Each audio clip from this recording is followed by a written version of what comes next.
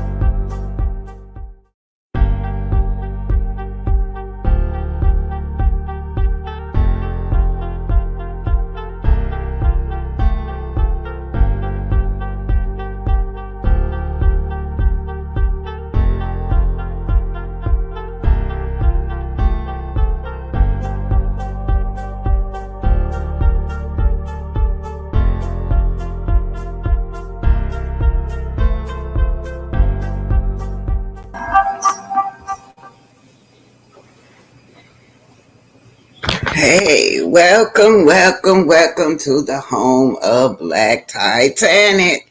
Hey, you guys, how you doing? Good afternoon. It's 3:16 in my neck of the wood. What time of it? What time is it in your neck of the wood? Well, just a little bit early, but let me say hi to Linda Gamble. Hey, thanks for being here. Nosy Rosie Grams, thanks for being here. Miss Cheryl H. Tuff. Miss Reese, hey, how are you guys doing? Hey, great afternoon. Yes, it's kind of been raining here in Georgia. Yes, it's raining in Georgia. All right, Miss Queen, hi Queen, always a pleasure to have you. Grand Rice and everybody, yeah, long as you awake, it's grand. Hey, Creole girl, yes. Well, today we're going to be talking about the Atlanta child murders. Those kids' spirits been bothering me for a while now, and I never would come forth and do it. And then I woke up this morning, there it was on the news. So I said, let me just go ahead on. These kids' spirits bothering me. Let me go ahead on and bring this forth. But anyway, y'all remember the Atlanta child murders. Y'all remember that? Those mothers could never get no help. That murderer was going around for 2 years, you guys. 2 years they begged for help, begged the media to put the children, flash the children on TV. They didn't get no help to 2 years later. But that's what we're going to be talking about. Of course, love and marriage Huntsville scandal. You guys already know. I'm going to pick this apart. I'm just being petty today, y'all. Oh, my soul in the boom, boom room. Y'all know now, look. Tisha, I'm talking to you, Tisha. Is your man at work, right? First of all, he at work. He got these women's at work with him. That goes back there in this secret room with these two women now. And according to someone else, they say that they were naked back there. Yes. So that's so disrespectful, Tisha.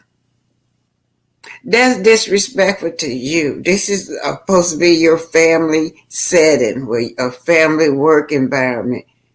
And your man back in the back room with naked women. Now you can come on, he ain't cheat because he didn't have a threesome all you want to. I know what you're going to say, Tisha. But the bottom line of it, that was disrespect that he did to you and that business. Also to Jalen. He said Jalen get 5% in there. Jalen too. He owns the, he's 5% owner. What about your business partner, my soul? The type of reputation that you got going on back there in those rooms that are not professional. Yeah, he did say that you did not. The girl said that she did not participate. Said she looked over there and said, no, I can't go through with this. We work here. Y'all know what I told y'all on that other video. I'm sure they couldn't go through it. No, Lord. Ooh, wait, they couldn't go through it. No. Hell no, I couldn't either. If I looked over there and saw that's what I had to do and who I had to do with it, I couldn't go through it with it neither. Y'all know them girls just couldn't go through it with myself.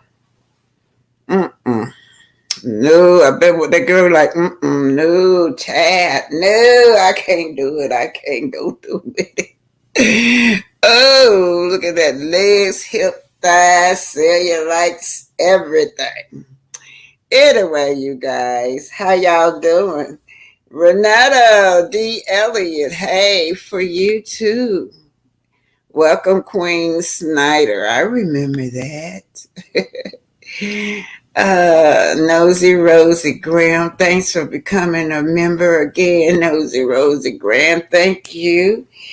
I don't know if you got a book. If you need a book, I'll send it to you. Just give me your mailing address. That's all, babe.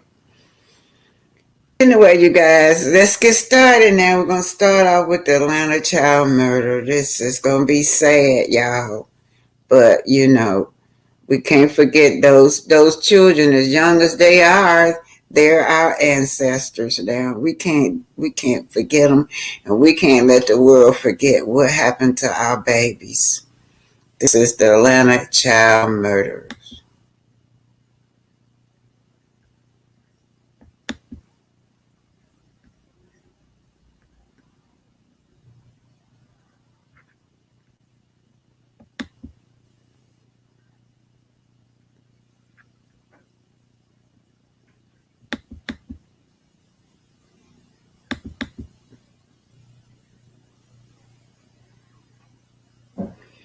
Hey, Creole girl, Linda Gamma, hello, how are you? And I just want to say I don't own any music rights if they pop up on this video. Everything is for entertainment and educational purposes. Just my opinion, just my co-host, my titanium opinion, and fair use. This is used for educational purpose. The Atlanta child murders.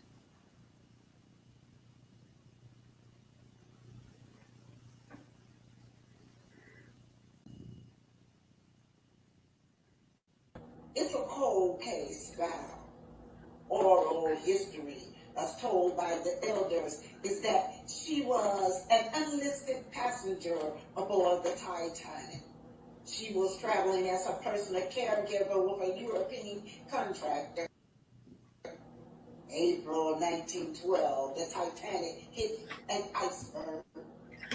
I thought about jumping overboard, says Melinda, but I was too scared.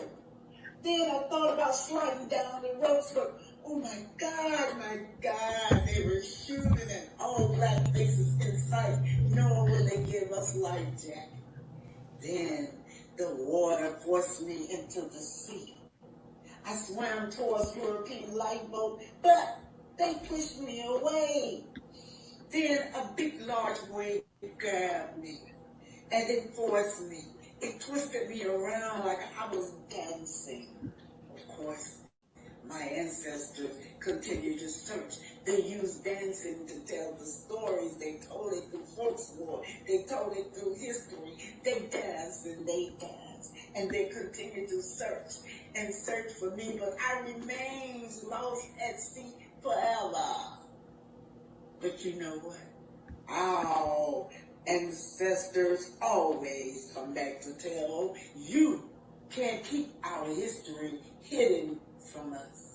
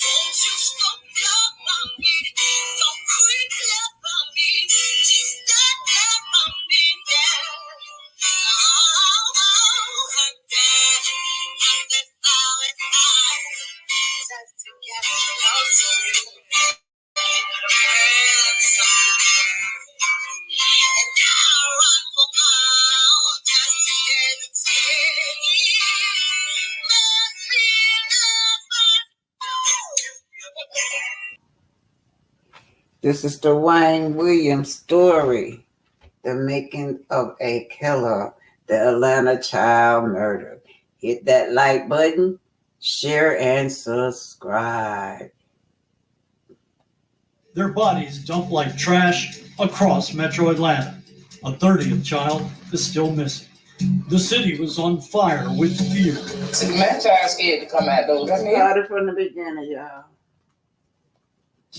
Looking to unlock the facts of what many consider to be the darkest hours in Atlanta's history. Atlanta police say the remains of what appear to be two human skeletons. From 1979 to 1981, 29 African-American children, and then later adults, were murdered. Their bodies dumped like trash across metro Atlanta. A 30th child is still missing. The city was on fire with fear. See, the man child scared to come out those. It's rough. Families terrified their child could be next as police search for the killer or killers.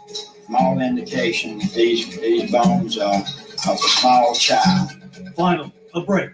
An unlikely suspect surfaces. Police charge Wayne Williams with the murders of 2 adults. Prosecutors linked him to 10 more murder victims during the trial, nearly all of them children. The jury's verdict, guilty as charged. To this day, Williams still proclaims his innocence. I'm just speaking from the heart. I haven't killed anybody. Following the trial, police closed a total of 24 child and youth adult murder cases and attributed them to Williams, based mostly on prior evidence. Then in 2019, Mayor Keisha Lance Bottoms asked police to reevaluate all the cases using the latest scientific technology. DNA has been sent off for testing. The public awaits the results. Now, the I-Team is re-examining the Wayne Williams murder trial. Thousands of pages of police and FBI files, trial notes. Kevin Sorbo here, and I have an important message to share. The government needs more money, your money. If you owe the IRS back taxes, they can garnish your wages and levy your bank accounts. They can even seize your retirement or take your home. Don't let the IRS target you. Call the professionals at Tax Network USA. Their tax lawyers and enrolled agents are experts in powerful programs that may even help you eliminate your tax debt. Tax Network USA is A+ rated and has saved over $500 million for their clients. Whether you owe a few thousand or a few million, they can help you. In just one phone call, you can start the process of stopping the threatening demand letters, stopping the aggressive collections, and resolving your tax matters once and for all. But you have to act now while you still have options. Call Tax Network USA today. Dial 1-800-546-1000. 1-800-546-1000.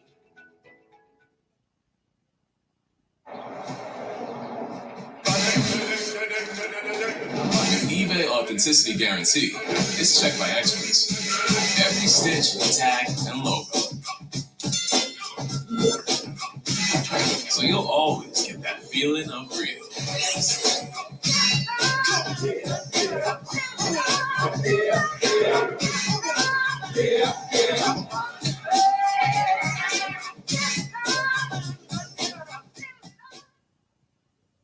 And hundreds of videotapes, all from our archives. Been a long time since I've seen that. For the first time ever on TV, we'll show you the courtroom exhibits that led to the conviction. The public's never seen this collection before. There were no cameras in the courtroom in 1982. You'll meet the key investigators and lawyers in the case, including 3 jurors. You'll hear from a mother who buried 40 years of doubt after learning about the trial evidence for the first time. Has anyone ever explained what happened? Ain't nobody said anything to me. Nobody. I'm senior I-Team reporter Dale Russell. I covered the Wayne Williams trial 40 years ago. The complex and lengthy case left many with lingering doubts. Tonight, we'll show you the evidence that led to the jury's decision and brought an end to Atlanta's worst nightmare. Now, a Fox 5 News special presentation. Pattern of a Killer, the trial of Wayne Williams.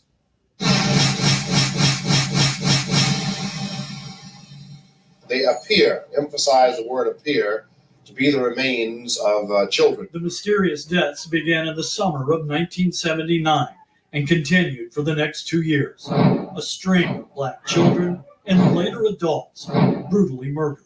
Most were strangled or choked, some beaten or stabbed. And we have a black male. We do not know any more about that, including the cause of death. For 2 years, the killer dumped the bodies in woods, abandoned buildings, by the roadside, near trash dumpsters, or off bridges. Police don't believe that the child was killed here. There's no evidence of a struggle. Homicide detectives feverishly worked round the clock investigating each murder. Early on, police brass were not ready to conclude the murders were connected. The evidence that we have does not indicate that we have one person responsible for all of the murders. Early in the string of killings, the fall of 1979, someone strangled Yusuf Bell and stuffed his body inside an abandoned elementary school. He was only 9. He was the 4th child, either missing or murdered, in some 3 months. All of them are kids that go to school, that behave. Yusuf's mother, Camille Bell, felt a pattern was emerging. Bell and other victims' mothers organized a committee and sounded an alarm. They wanted to stop the murder of Atlanta's black children. I would like a child's picture to be run on the media immediately.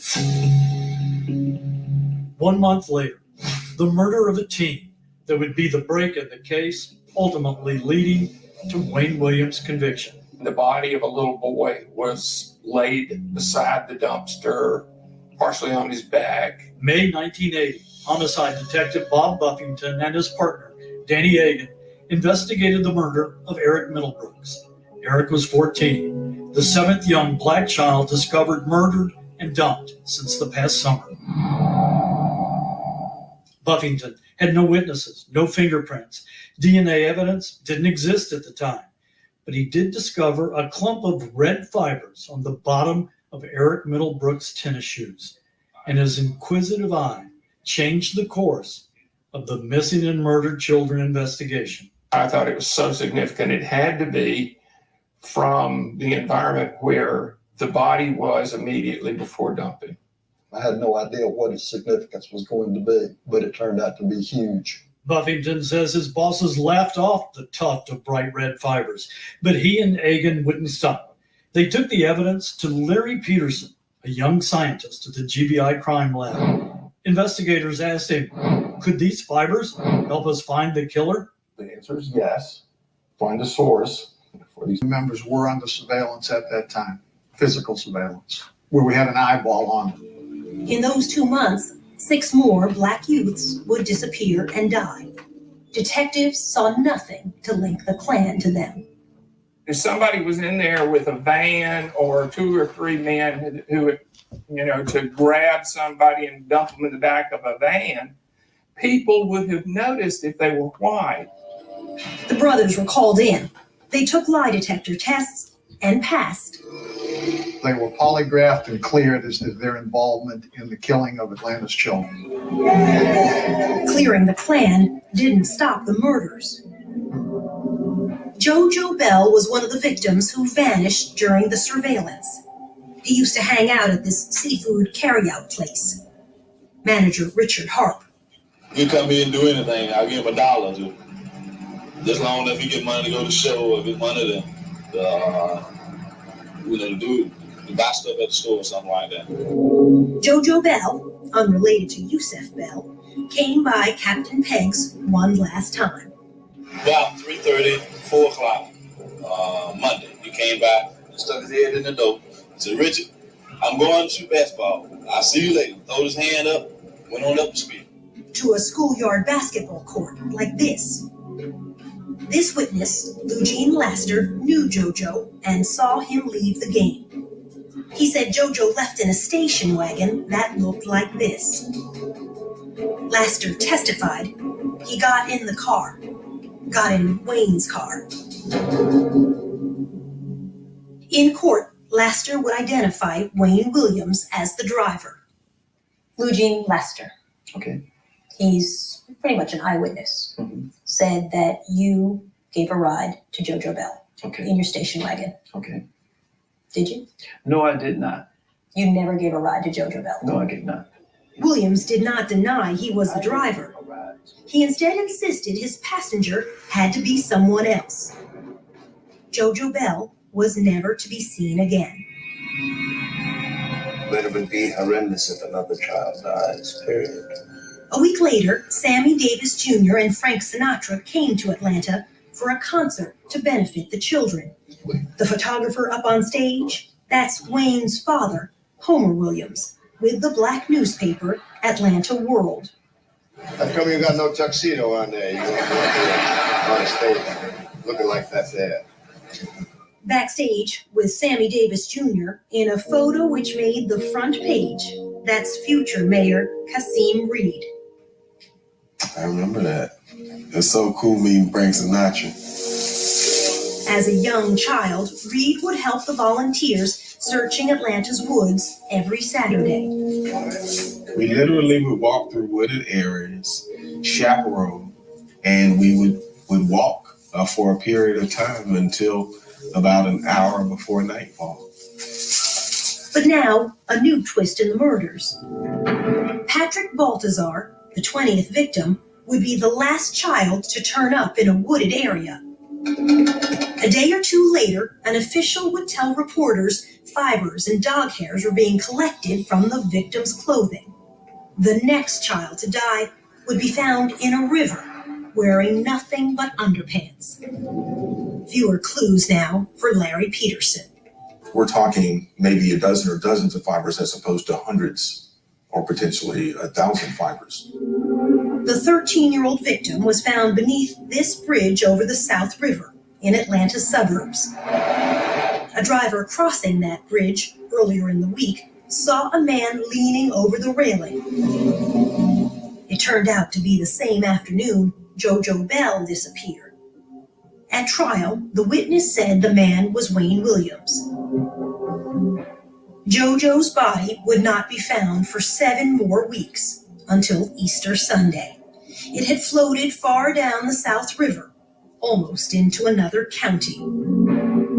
He also had nothing on but underwear, basically. Medical examiner Joseph Burton went out in a boat to retrieve the boy. We've got the body wrapped in a sheet on one with the shirt off. Dr. Burton ruled both JoJo and the other boy found in the river had been asphyxiated. We didn't have any history of either one of these boys swimming in the South River in their underwear.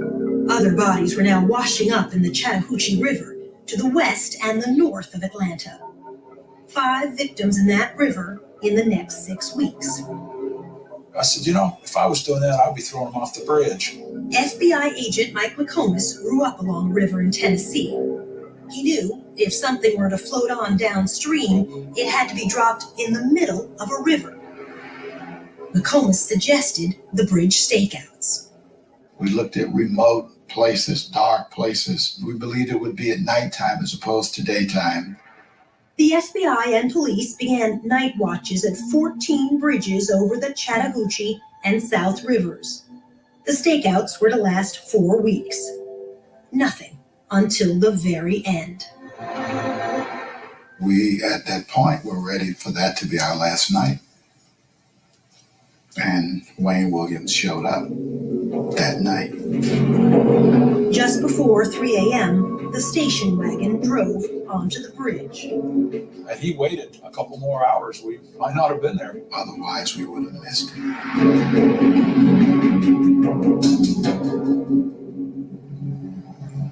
Next, the night on the bridge. You said, I know this is about those boys, isn't it? Correct. That's what I said. Pretty damning statement, don't you think?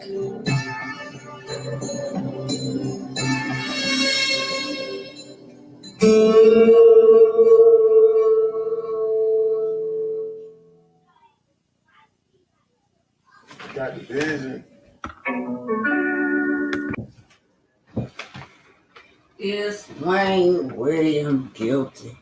It's up in the air. He still say to today he didn't do it. Henry was first broadcast, but before then, a look at some of the answers from those who lived through the terror 30 years ago. The prosecutor. Obviously guilty. The defense attorney. Not proven. one way or the other. The FBI agent in charge, Guilty of 2 double homicide. Sheila Baltazar. He could have killed all of them. The Supreme Court Justice, Not proven. the witness, Guilty. Camille Bell, Innocent but stupid. that first task force detective. No maybes, ifs, guilty. The right man for those homicides is in jail. The original audience verdict: guilty 69%, innocent 4%, not proven either way 27%.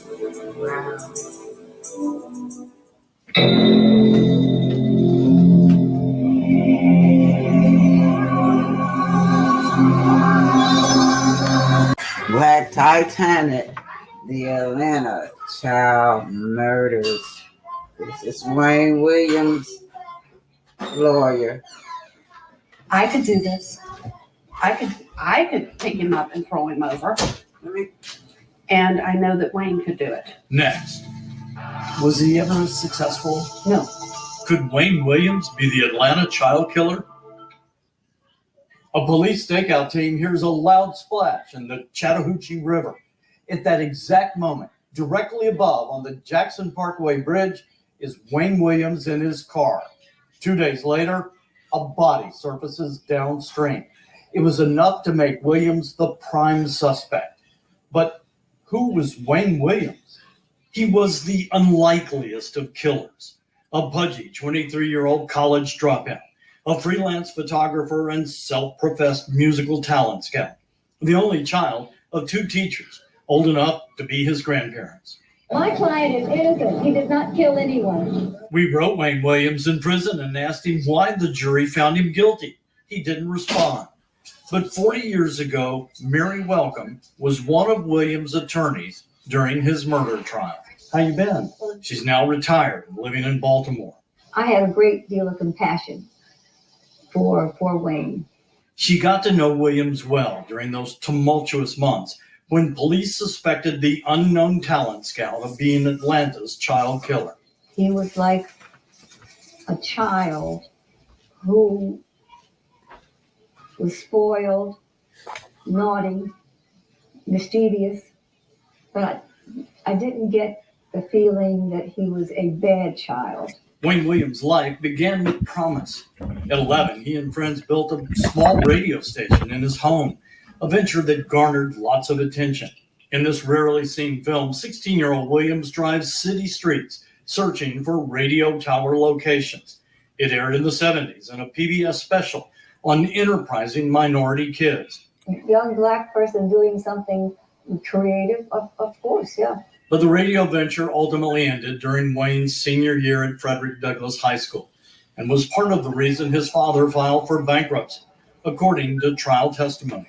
Several years after this video was shot, Williams tried freelance photography, working for local television stations, including briefly at Channel 5 and WSB-TV. And he was a person who was out taking pictures, responding to fires, doing his freelance. He drove this police-style car with a scanner and blue lights. Police arrested him in 1976 at the age of 18 for impersonating an officer. He was never convicted. A trunk fiber from that car was later matched to a fiber found on one of the first murder victims. I like Wayne. I like him now. Sharon Blakely has been an icon in the local Atlanta music scene since the early 80s.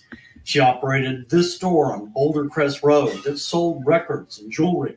She also developed young singers who practiced inside her store. She says Williams was always hanging around, watching her kids. How would you describe him? I don't know. I guess he was different from everybody, all other kids I knew. He was weird. She said Williams wanted to be like her and develop performers. During the string of murders, Williams testified he drove 200 miles a night. He said he was trying to develop musical groups, like one he called Gemini.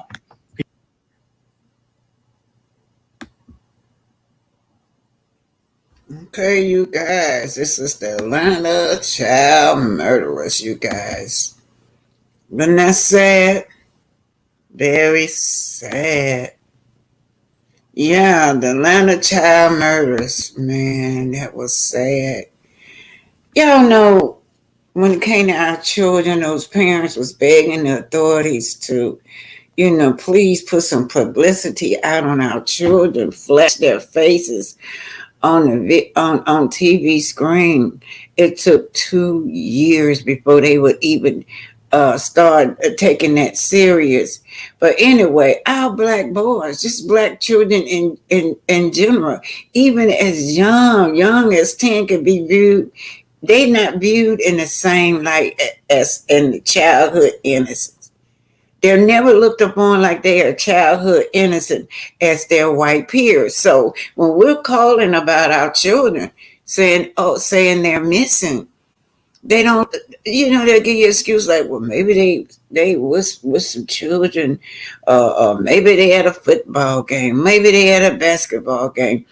But whatever the case, they'll start making up excuses to you about where your child could possibly be, and your child, nothing has happened to your child. But instead, they always are mistaken as older. And they always say that they look guilty or suspicious. These are babies. But in this case, these children couldn't get no publicity, y'all. Until those the movie stars started coming down. That's when they started giving publicity, y'all. Most children and most society is deemed innocent. It's always they're adorable, but they don't look at our children as being that. For example, look at Tamir Rice. He was just 12 years old, a baby, and still till today they still don't say that it was a child. They don't refer to him as a little boy, almost a baby. Well, anyway, you guys, these children were really dehumanized. They were tortured before they died. And I called myself was going to be, I had a little magazine going on, y'all. It didn't go nowhere off the ground, but I tried. It was called Graceful Magazine. And that was the first thing I did was the Atlanta child murderers. I actually interviewed just one of the parents, Yeah, so y'all saw that, right? Anybody out here? Let me see what y'all saying over here. Do anybody remember this? I think Queen said she remembered. Miss Gemini said, BT, so happy you're speaking on our AG, mostly girls. Every chance I get, I bring this story up. This needs to be reopened, reevaluated, something that has never been done. It's a lot of holes in that story.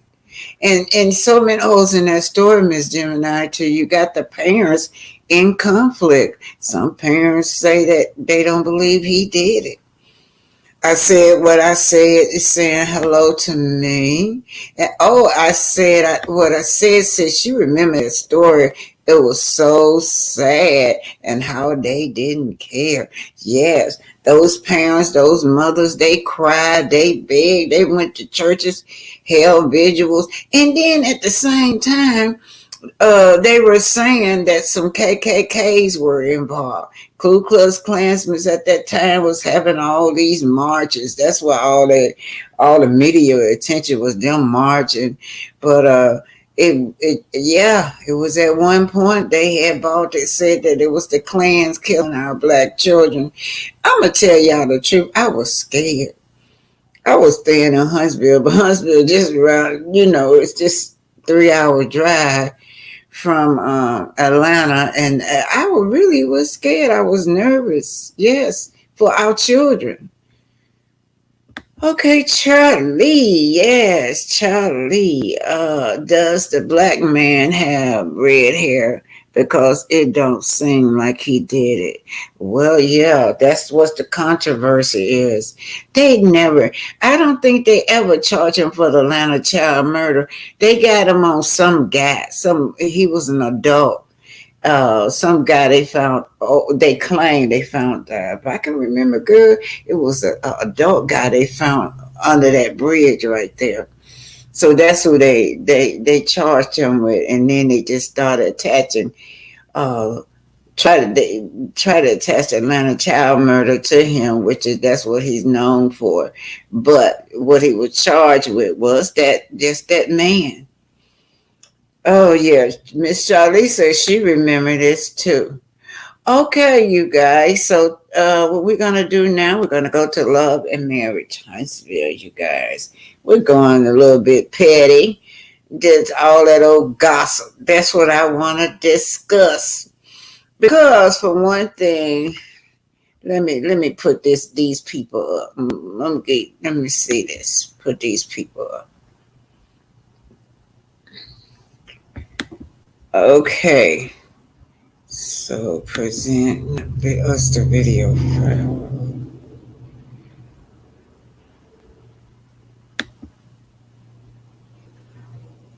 So what I was trying to do was pull up some. Oh, it's over here. I'm on the wrong side, y'all. I'm sorry, y'all. I need to cut this off. Let me cut it off. Okay. So, hi, I said what I said. I remember that story. It was so sad how they didn't care. And we had a black mayor at the time. We had a black mayor. His name was Mayor Jackson. That's what his name was. Yeah. And I guess he was he was so ashamed. He felt like he was ashamed. Okay, we're going into Love and Marriage, Huntsville right now. We want to talk about Kiki, right? So y'all know that seems like everybody is turning on Kiki. And I was just wondering, why is it everybody was turning on Kiki? I noticed that the guy Buzz, now everything's still falling back on Kiki. When he was talking, he gave 2 interviews. He gave Anthony an interview. He has given the original Straight No Chaser. She had a perfect video of him. I guess he sent her. I don't know how she got the video, but she put out something on him. And of course, Crystal Jordan has put something on him. So we have had 3 interviews now. And when he first talked to Kiki on these interviews, Kiki was explaining who she was and that she did not want to get mixed up in the middle of all these rumors and gossip. She already know how her cousin is. She is always blamed for everything. She's always blamed for coming after her marriage. She's been blamed or wanted to take her place. She's so jealous over her. So she did not want to go down that road with her cousin. So anyway, she said Tisha called her up and yeah, what's this I hear about you asking around about what my soap business is in the boom boom room. Well, she didn't say it like that, y'all, but that's what she was implying to. But then Kiki told her that she didn't know anything about it, that, her makeup artist was involved. She'll get to the bottom of it because she wanted Kiki to file her makeup order J. Okay, so not J. Her makeup order is Bree, I believe. But anyway, so now I just want to ask Tisha this. Everybody got that heat on them except for Jasmine. She's the one that's supposed to have been back there in the boo-boo room, in the nude, back there in the boo-boo room, while your husband looking on. So why is y'all not giving her no heat? The other girl, I think her name started with a T. She was with Kimmy. She left or got fired, but anyway, she the smart one. She don't want no parts of it. Oh, that's what I call the smartest makeup artist is she. Y'all don't forget Carson Blue was there at that time too, y'all. And but anyhow, you got her wanted Kiki to fire her makeup artist. So all these makeup artists, Tisha won't fire, but Jasmine can't be touched. And I think I told y'all the reason I knew she can't be touched is because my soul is not gonna let her go. I don't care what Tisha tell that man. Tisha probably been telling him to fire her, get rid of her, everything. But my soul probably saying no. So Tisha can't do nothing until my soul ready to get rid of Jasmine. That's how I feel about it, you guys. So either way, Tisha is cheating and is disrespect. And also, Kiki passed her drug test, right? Y'all saw that.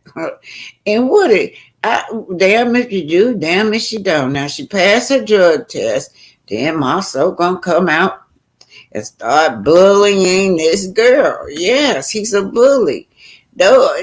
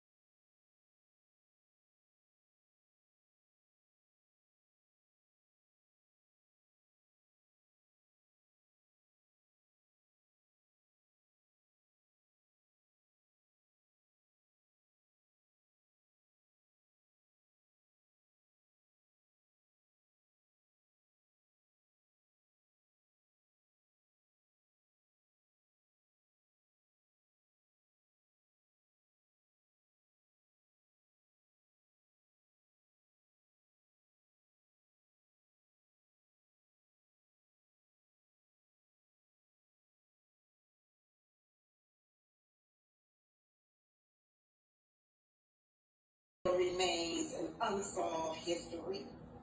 It's a cold case file. Oral history, as told by the elders, is that she was an unlisted passenger aboard the Titanic. She was traveling as a personal caregiver with a European contractor. April 1912, the Titanic hit an iceberg. I thought about jumping overboard, says Melinda, but I was too scared. Then I thought about sliding down the ropes, but oh my God, they were shooting and all black faces in sight, nor would they give us life jacket. Then the water forced me into the sea. I swam towards European lifeboat, but they pushed me away. Then a big, large wave grabbed me, and it forced me. It twisted me around like I was dancing. Of course, my ancestors continued to search. They used dancing to tell the stories. They told it through folklore. They told it through history. They danced and they danced. And they continued to search and search for me. But I remained lost at sea forever. But you know what? Our ancestors always come back to tell. You can't keep our history hidden from us.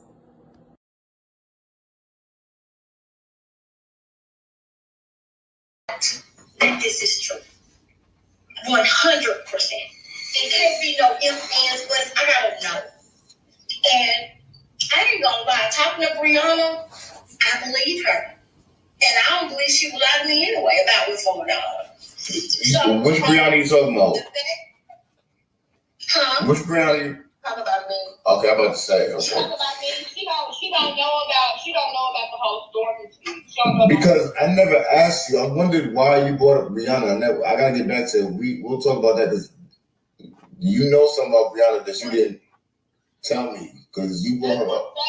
The girl who makeup she called me and was like, Bree, when it confirmed everything that you said, she said that voice said that everything that you said was true.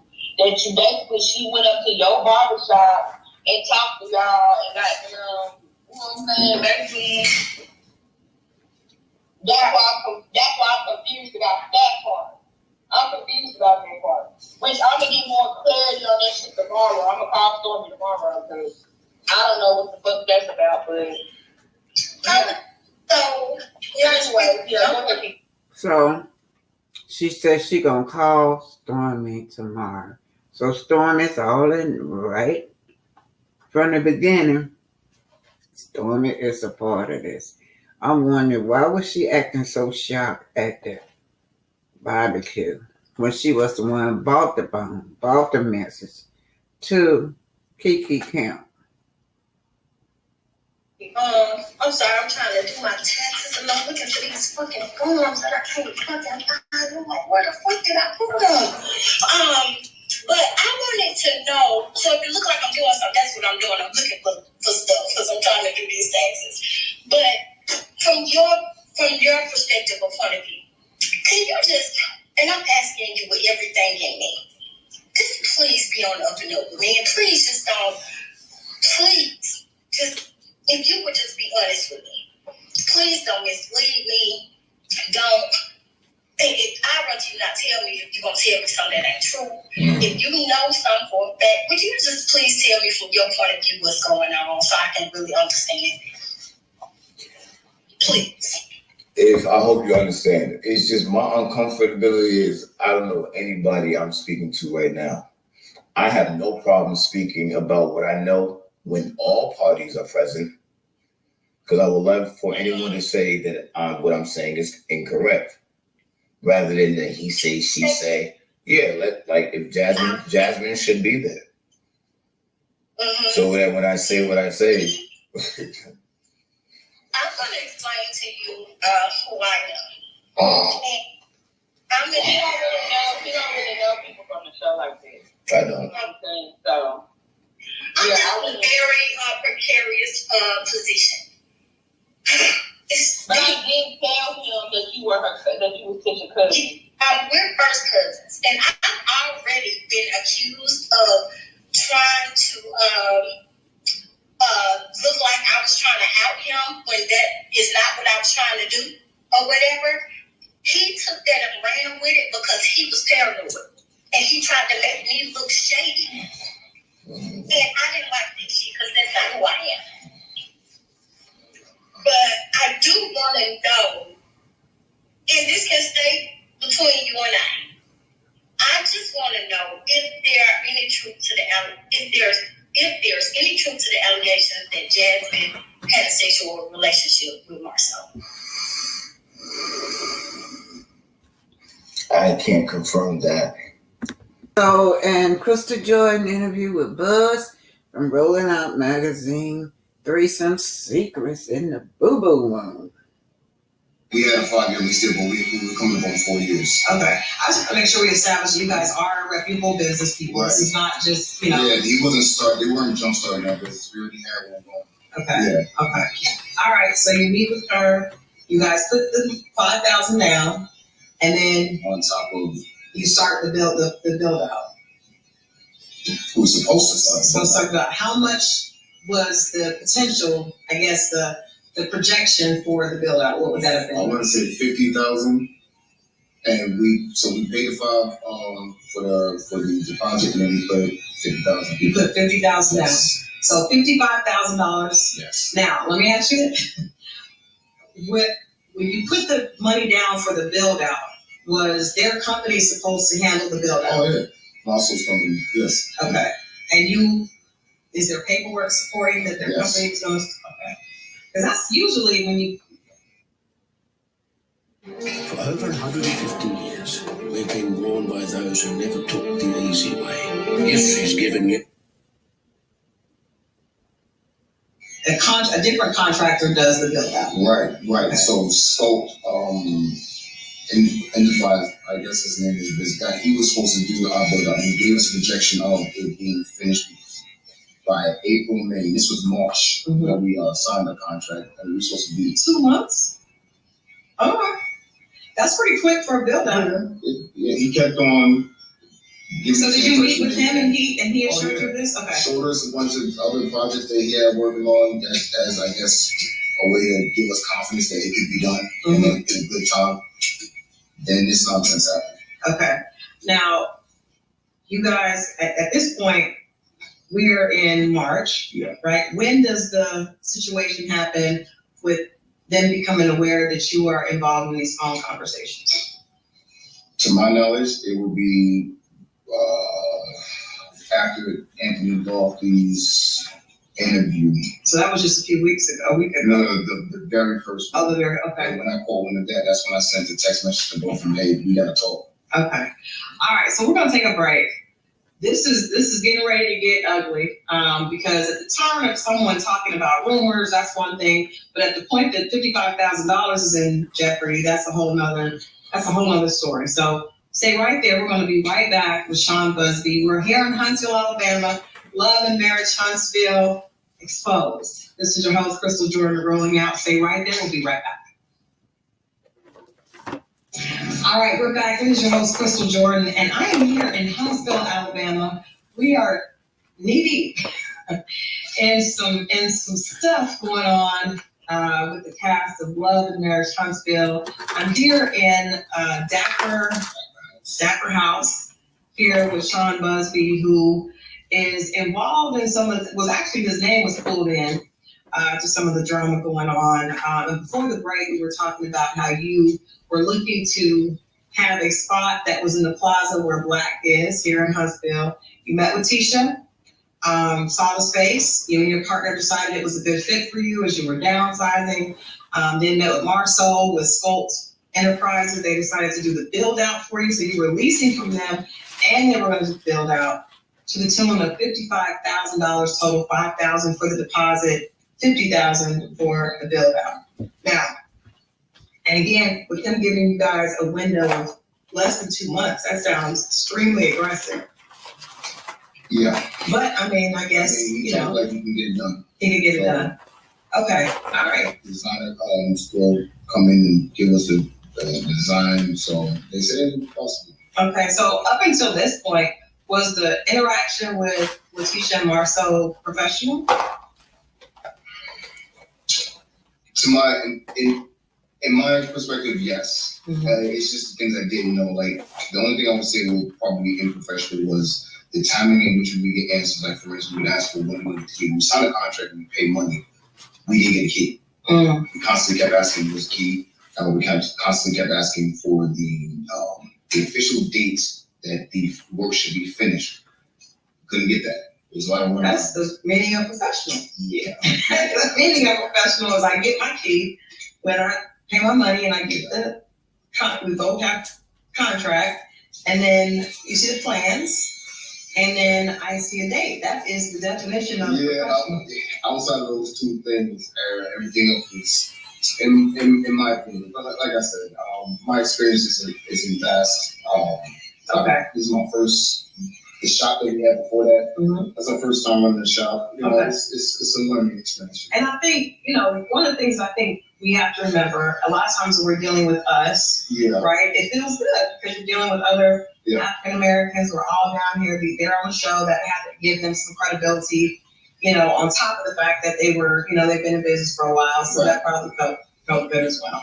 All right. So once the money is exchanged hands, communication is going. When do things start to get hazy? The night of that blog is alive, because that's when I text Marcel and his wife that we need to have a conversation. Okay. Upon having that conversation, that's when I realized through things that Marcel said that he'd been aware of the allegations of the rumor and was trying to figure out how he felt about me. Okay, so you said that that's when you became aware that he knew about the rumor. So you're speaking that he knows about the threesome rumor. Right. Okay, so what did he say that led you to believe that he knew about the threesome rumor? What did he say? So there was a time, not too long before that, some girl had, allegedly, contacted him saying that he shouldn't trust me and that I don't have the best interest in him. I have ill intent, whatever, something like that. I went to talk to him about that. He told me that I had that conversation. Don't worry about it.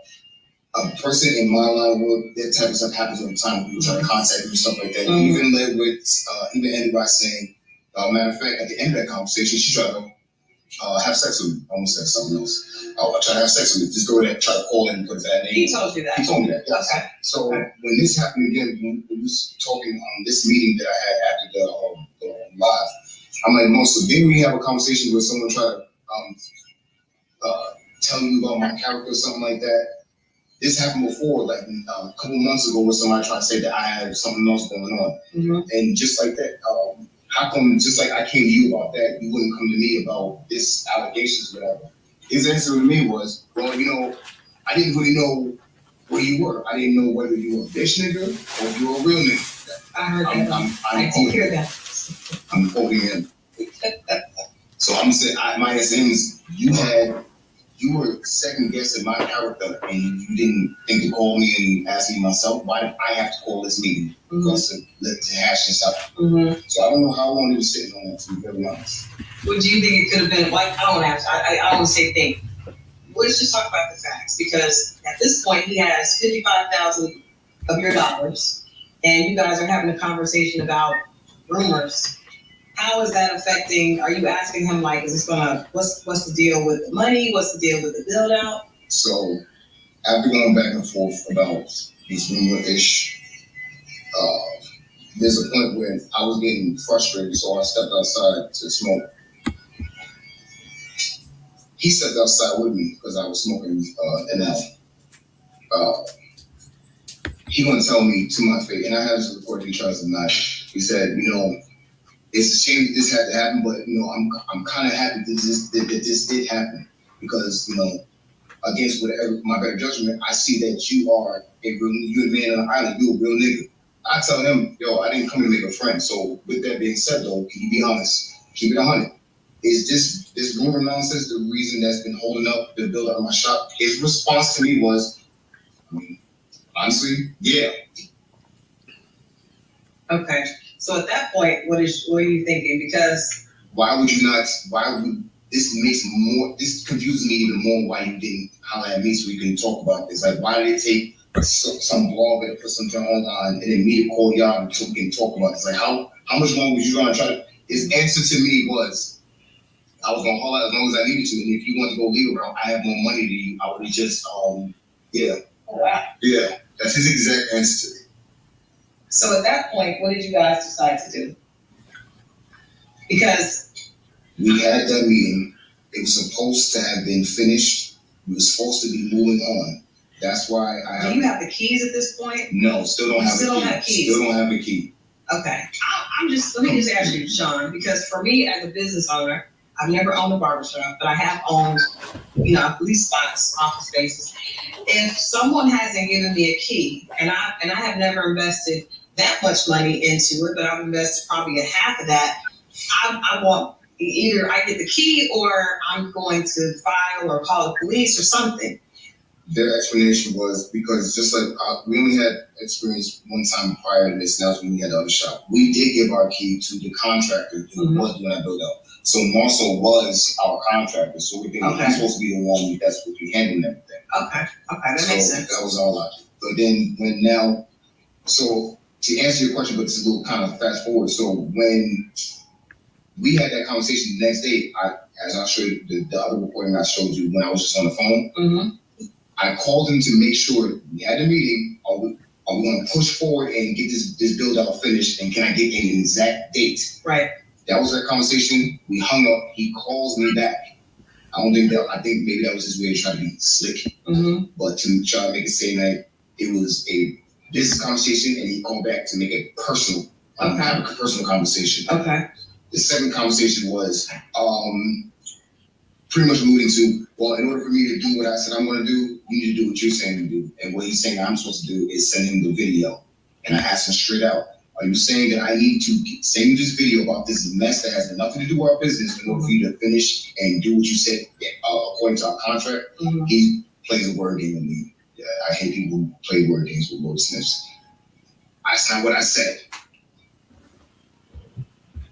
Who do you That's think enough for him, yo. That's enough.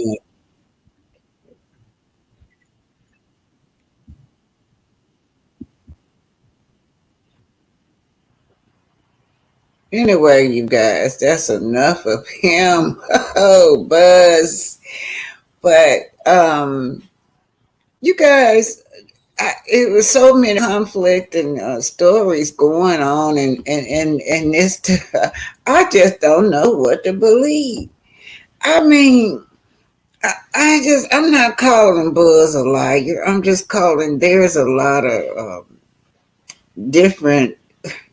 What I heard, it's just a little bit of different stories going on around here. But anyway, the bottom line of it, we do know that Marcel was in that room with them girls, and he definitely stuck with that.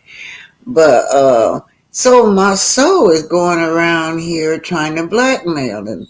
What y'all think is on that video? That I heard that tape through AL channel, and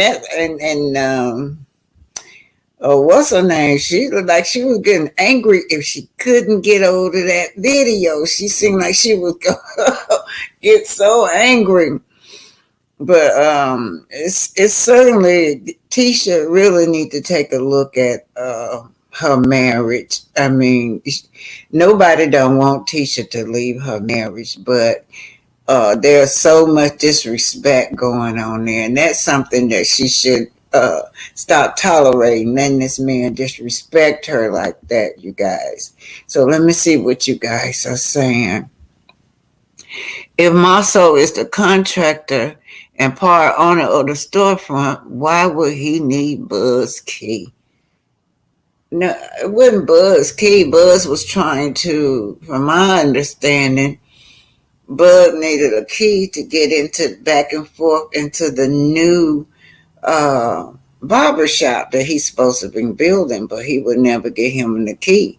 Once Buzz gave him that money, he was supposed to give Buzz that key to be able to enter in and out when he got ready, because the place technically belonged to Buzz once he gave him that money and fulfilled that contract, you guys. But say what you say, Sharon Howard is saying. Buzzilla got his money back only because he retracted his story. You know what? I feel like that too. And he always say he loved the Jasmine. So he wanted to be back on Jasmine good side and he wanted his money back. That's the way I felt.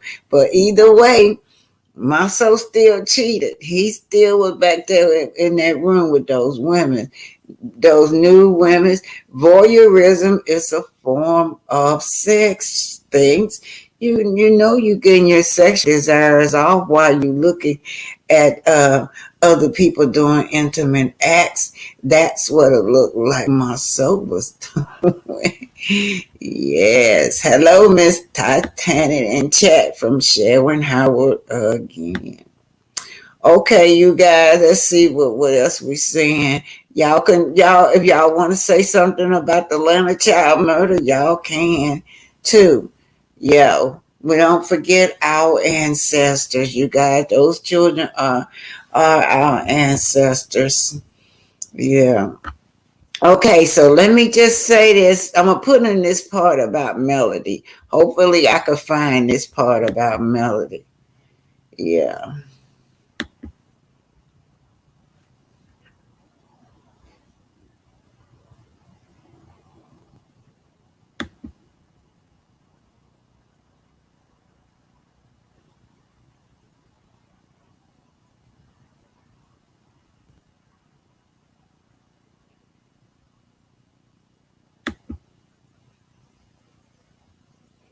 Rumors around a child murder. This video right here.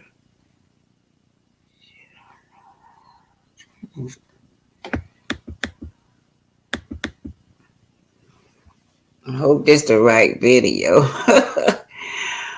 Oh boy, I hope it's the right video. Well, anyway, how you doing, Lisa Black? If it ain't the right video, y'all, I'm gonna take it down. Oh, this is what's in there. Y'all can look at. This is the right video.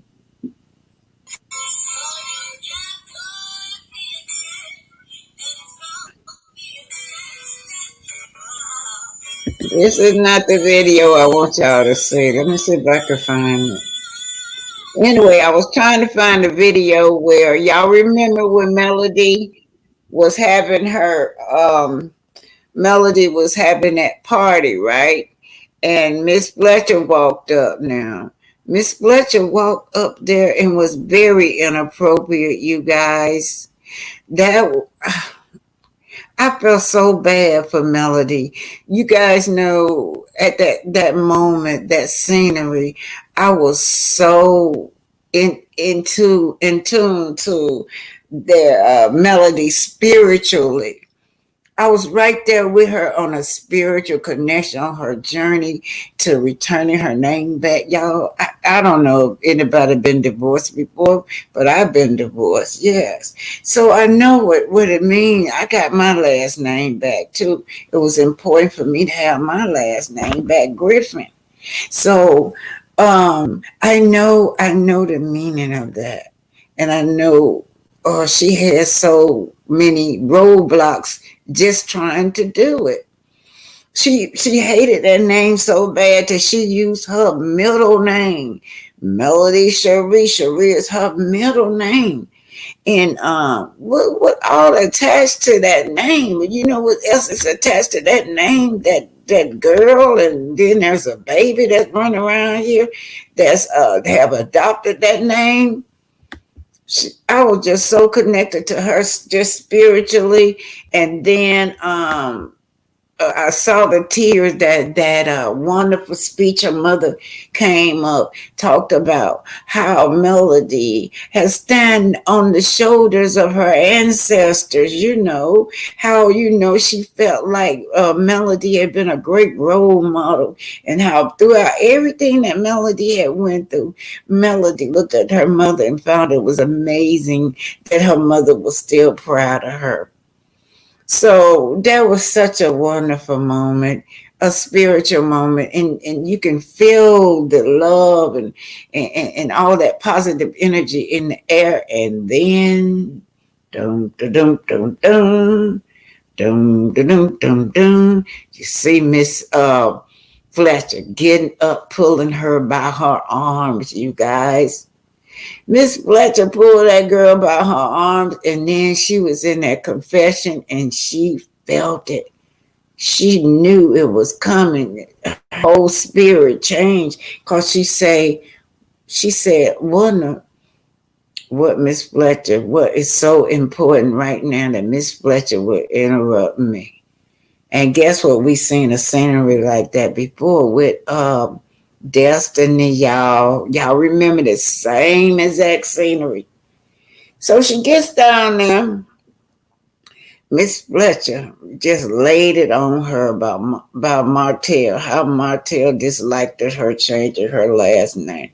Miss Fletcher just dug it, just took a knife and just screwed it on, dig it on in Melody's heart, try to rip her heart back open. But Melody finally stopped her and said, she's looking forward to the future. But how many of y'all think that was mean-spirited of Miss Fletcher? And Miss Fletcher, while you are older, you the oldest, and Miss Fletcher, you have been through a cheating matter yourself. You know how this woman feel. You know all the many nights that she stayed up, couldn't sleep, stressed out over what her husband was doing. You know about that. But then you will come up and bring this woman husband to her at the most sacred moment in her life. I just don't get you, Miss Fletcher. I don't get you. I don't understand it. There's something that we could tell producer, no, I'm not going to do that. And I know Melody did say that. I remember Melody saying that they're not forced to do anything they don't want to do. That was just a low blow to me. And Melody's whole facial feature changed when this woman was talking to her about Martell. Her whole energy changed. And so, what do y'all think? Put it in there. If somebody want to come up and talk with me, let me see if I can find it. I want to find just that little clip for y'all. Let me see if I can find it. Yeah, it's supposed to be in here. If I didn't erase it, delete it.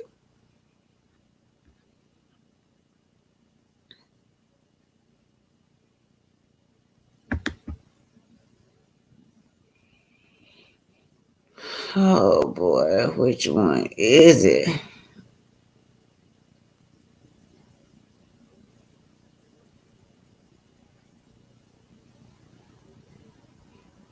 Let's try.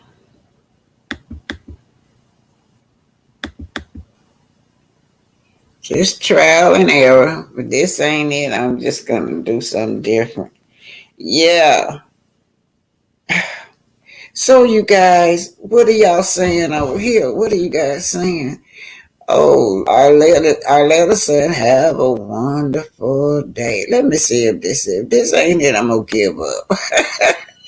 I was trying to find that clip where or else I could just turn the TV on. Let me see. All right. Without expenses, health insurance doesn't cover. But with Aflac, you can get money to help close that gap. Aflac, huh? Okay. All right. You went over that.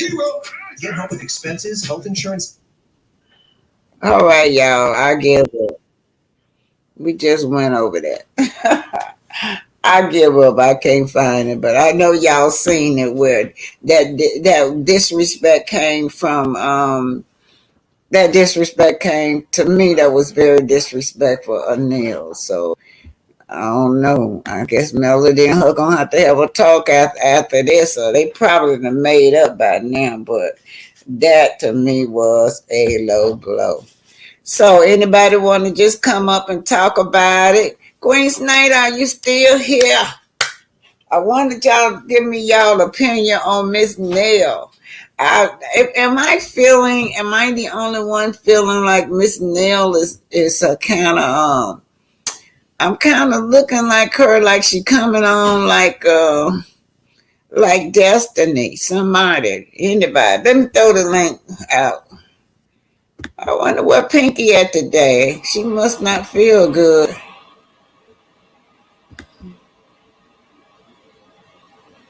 I don't know. Pinky ain't out today.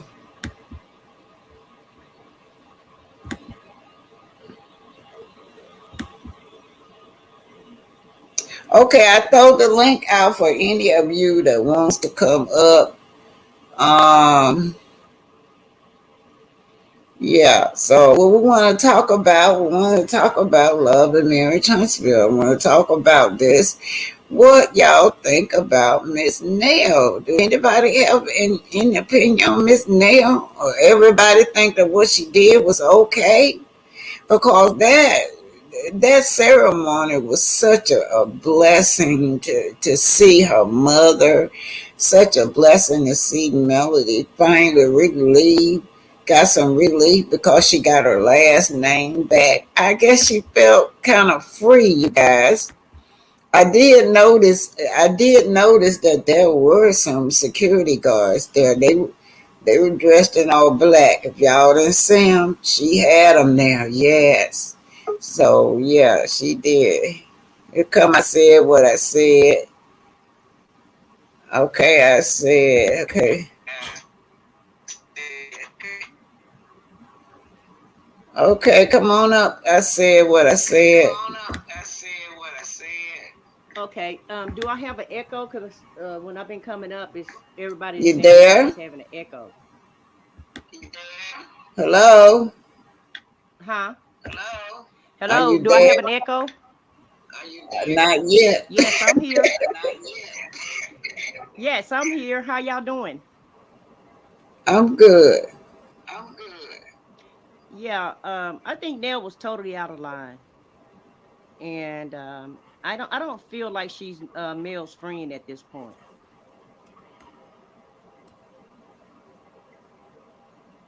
I think she need to change. Like Martell said, she need to pick a side. And I don't understand why she just can't be Martell. Why she won't let Chris and Martell be friends. And she can treat him nice and be respectful to him, but she doesn't have to carry his water back to Mel. When Can you hear me? yeah, I can hear you good. The reason I'm not talking because when I talk, your speaker echo back off of me. So go ahead and say what you want to say. I'm gonna stay quiet so we won't have that echo. Okay, I said that I don't feel like Nell is Mel's friend, and I think that she should do what Martell told her to do, and that's to take a side.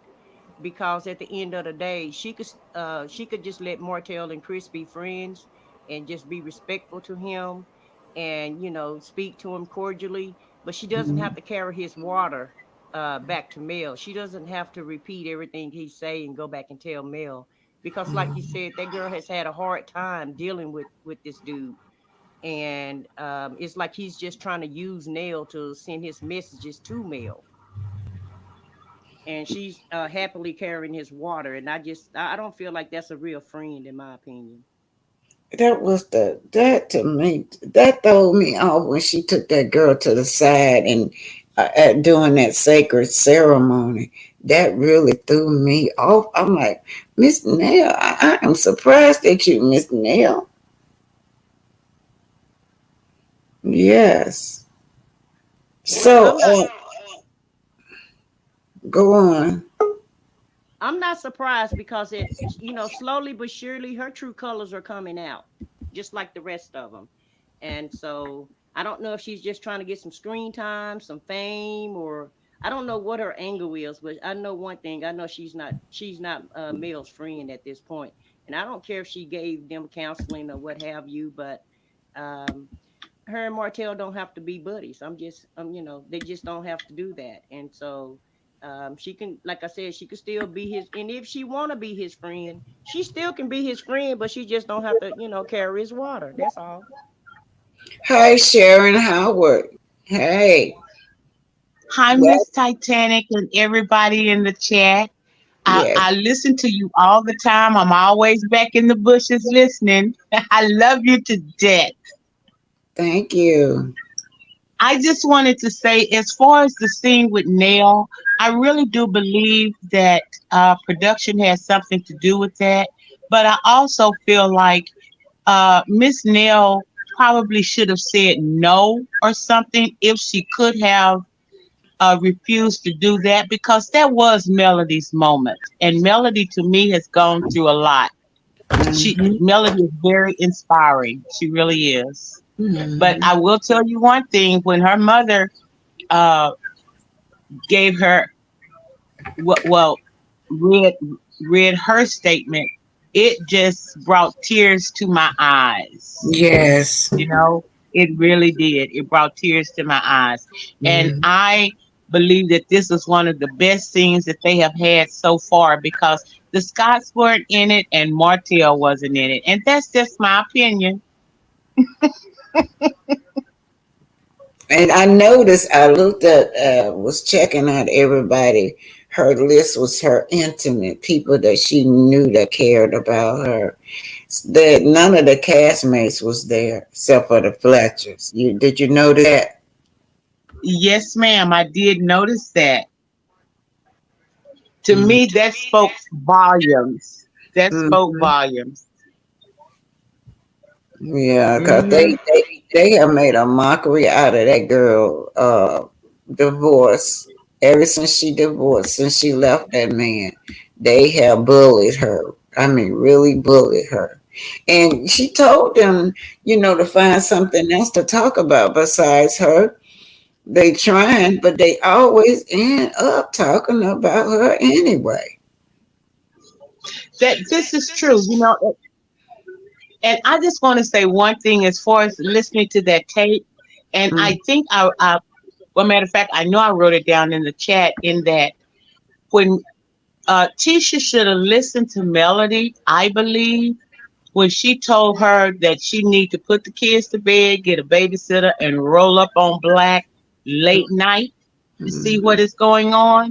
And Tisha didn't want to hear any of that. Well, for me, with this tape that Buzz has said, from me listening to it, he never denied that Marceau was ever there. He just said that he did not participate in a threesome. Yeah, that's what. So for me, any way you look at it, that's still cheating. Where was Tisha? That's so disrespectful. Go on, Miss. I said what I said. I don't think Tisha want to face the reality of what her husband is really doing. And so she don't have to react if she don't know anything. And being married to somebody, you know how they move, and you know when something is wrong or something is right. No one really has to tell you. You're the first one to know, and then everybody else confirm it for you. But as a married person, you know what your husband is doing and what he's not doing. So in order for her not to break up her family and her marriage or whatever it is that she call herself having, she just don't want to face the truth. So if she don't know anything, then she don't have to do anything, in my opinion. Okay, I said what I said. You got so much going on behind you. Okay, I'm gonna drop off because I don't know what's going on with StreamYard and these Android phones, but they don't want to act right. Yeah, I know. So I'm gonna have to go back to the bushes. Okay, thank you.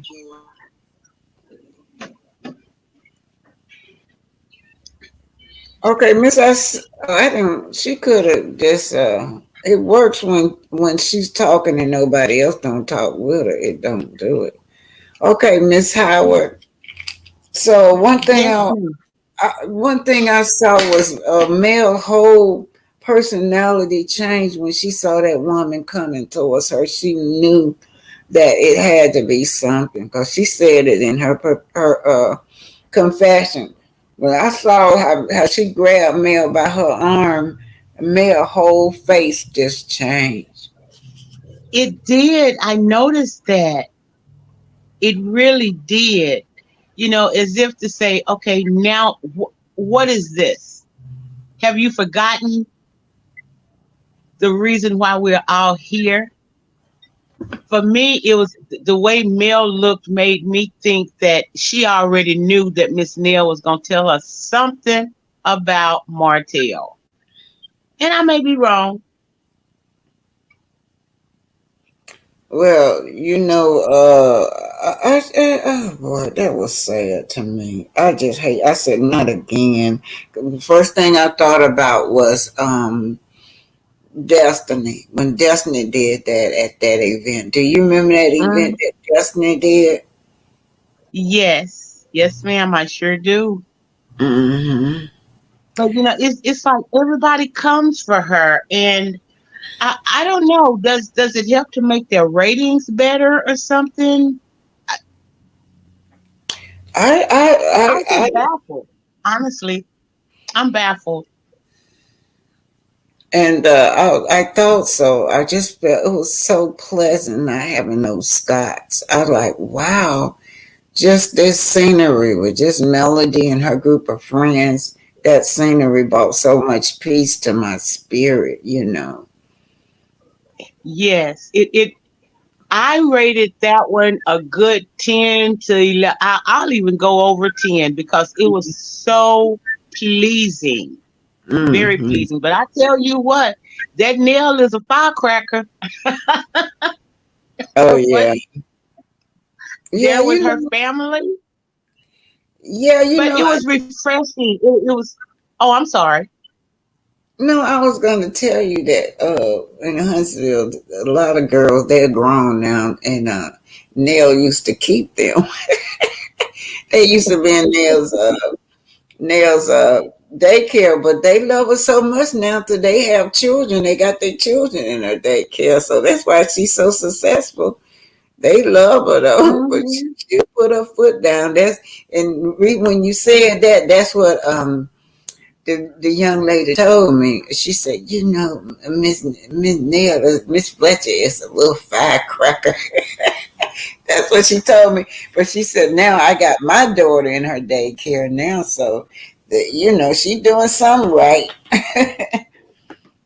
This is true, and not meaning to switch the subject, but I have to with Tiffany. Oh yeah. Don't let me forget I it. believe that Tiffany is earning her paycheck. I really, really do. And I say that, Miss Titanic, because she's always bringing up something Yeah, about somebody else and dipping in other folks' business.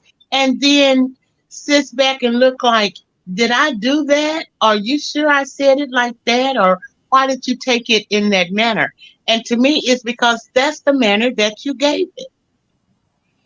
And Tiffany acted like she was surprised that Stormy did not agree with her. That scenery right there with her and Stormy, because she was so excited. Oh, yes, I haven't seen Stormy since the barbecue. And, she's excited to see Stormy. She even left her baby at home. She thought she was going Yes, ma'am. Yeah, she left that baby home. She thought she was going to be partying with Stormy. But Stormy was confronted her. And Tiffany, when she do say those things, sound like it's rehearsed. And so, yeah, you're right. Production tell her she have to stir the pot to stay on. So that's what she gonna do.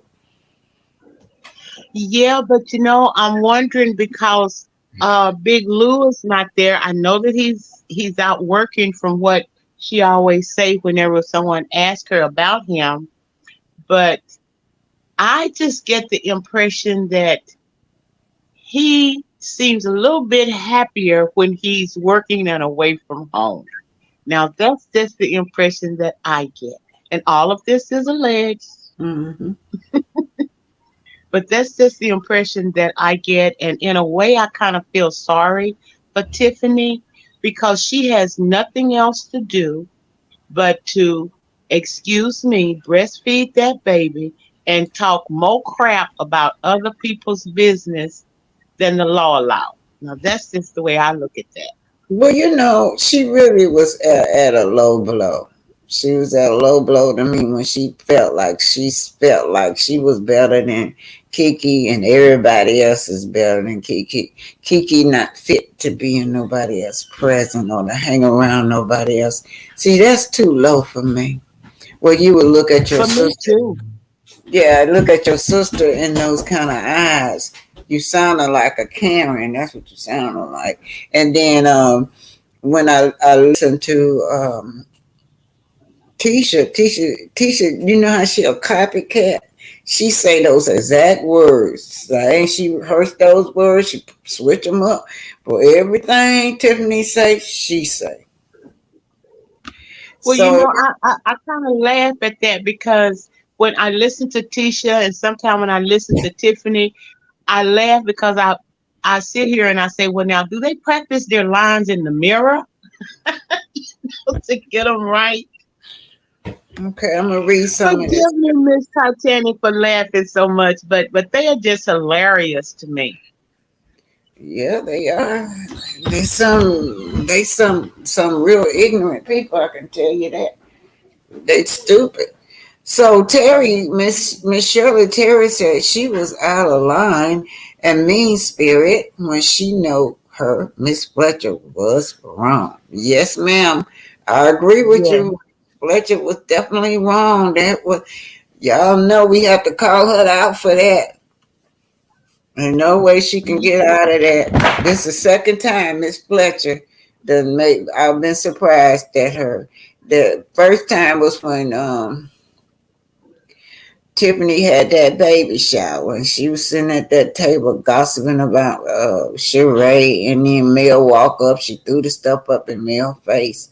Then everybody else joined in. And if you notice, uh, um, Tisha won't allow you to do that to her. She'll get up and walk around. As long as you talk about somebody else, Tisha, she good. She good. But when you get to talking about her, she want to get up and go. She don't want nobody to talk about her, what's going on in her life. Really, and she's the first one to say how long that they've been married. To me, seemed like, well, I don't know. In my past relationships, I watched and studied my partner. So after 15 plus years of marriage, she don't know her husband any better than that. I believe I don't even think Tisha has blinders on. I truly believe that Tisha, her marriage is more important to her than anything else. And it makes me wonder if it is because of Marceau's attitude in that him making that statement, allegedly her and her family being from the other side of the tracks. And that hit Tisha pretty hard. And plus the fact that Marceau admires Melody so much.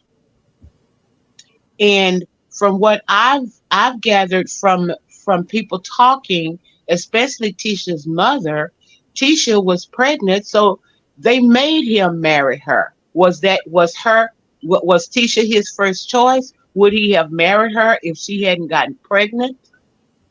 All of these things across my mind and come into play, Miss Titanic. So you help me to figure it out, and anybody else in the chat.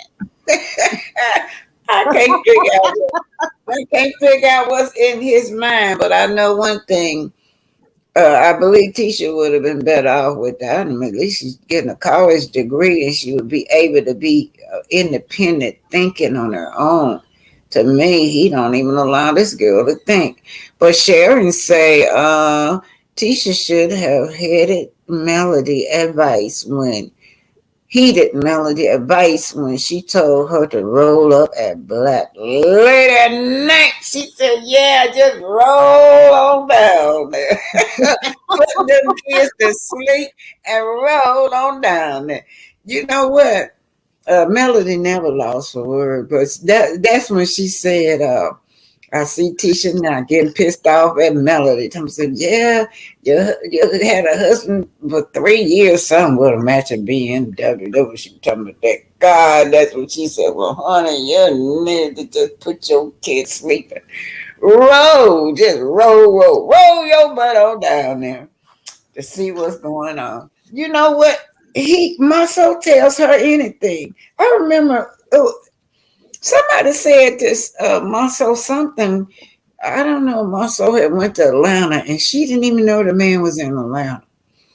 And I don't know, was it? Somebody said something. He said, oh, I'm going to be all right. But how your husband going to be in Atlanta and you not know it? Another state.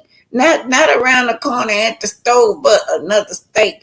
And then it almost happened to Africa.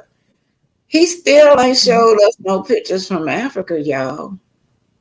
Not a one. And it just behooved me. I laughed so hard when it was that marriage therapist or whoever told her that it took planning for him to take a trip to Africa.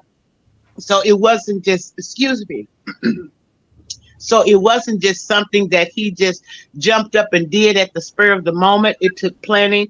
And the look on Tisha's face, I wish I had a camera. Yeah, it take money too. You know, he got that. First of all, you got to have a passport, right? And now they got it to where you can't travel without getting your shots. You got to get your shots now. Yeah, they got it all, you know, so... Yeah, it took a process that he had to plan, and then you just can't book no plane ticket overnight. You got to do that in advance. So he knew in advance. I heard that he told that girl the last minute, and all he had to do when she came back and they had that dinner, he was shutting her down at that table, just making her shut up. Yes. Yes, ma'am. He sure was. He sure was. He's one statement he said sitting at that table that I never forget. He said, if they tell you a bark like a dog. If they tell you to. He said that to her, allegedly, but that's how I remember him saying that to her when she was questioning him about about him being in Africa, child. Lord have mercy. Well, now, see, I totally agree with you, Miss Titanic, in that you go to Africa and you don't take any pictures. You don't show any pictures. So then I start to wonder, I say, well, maybe he took pictures and he just showed them to Tisha. But that was awfully strange to me. And then she even asked, if I'm not mistaken, I thought she had asked him something about calling or something, and he made some excuse about his phone. Mm-hmm. It was just, all I can say as far as Tisha and Marceau is Tisha knows what her husband is doing. And as long as he will stay married to her, she's going to turn a blind eye to that. And she is going to defend him to no end. And for me, the way that she responds to different things, especially when they had that thing where people were buying boots and stuff. Mm-hmm. And when it got down to Stormy and then Marceau wanting to know why she hadn't paid, and Tisha wasn't, for what I could see, Tisha wasn't on his side as far as going and approaching Stormy or anyone else about money the day of. Mm-hmm. That's the impression that I got from the way she looked, the way she tossed her head, and what she said. Mm-hmm. But the thing that got me was when I'm flipping here, but when Kiki threw the water, and then Marceau was talking about Kiki, and Kiki's husband went after him the way he ran around that table. In a Mm-hmm. way, I'm glad he did that way. Kiki's husband would not have gotten a case against him, but it was hilarious to me how he can stand up and talk and say things to women, and then when the men get involved, he wants to be a philosopher. Mm-hmm. And I'm wondering, does he have a degree in that? Let me read some of this what the fans are saying, and then I want y'all to listen to that ceremony. Okay, let me read Yes, some of ma'am. these. Don't go nowhere though. Hey, Sunshine and Timer G Mom, you're so right about the passport. Yeah, he has to have a passport. Yes, and then too, you got to get cleared too. But it takes time for the passport to come back. Yes, because you got to get clear, you guys, from the passport. And no souvenirs. There was no actual trip, not even T-shirts for the kids. Y'all know I would be asking my husband, who did you go with? Who you stay with? Where the pictures at? Why can't I have the phone number? He claimed that the phone wasn't in Africa, child. Y'all. He told his wife that the phone was not working in Africa. And do y'all know if that they lie so much and they stage so much till we don't know what to believe, y'all. Okay, let me let y'all listen to this. Okay, this is actually the ceremony, and we're gonna talk about that. All right.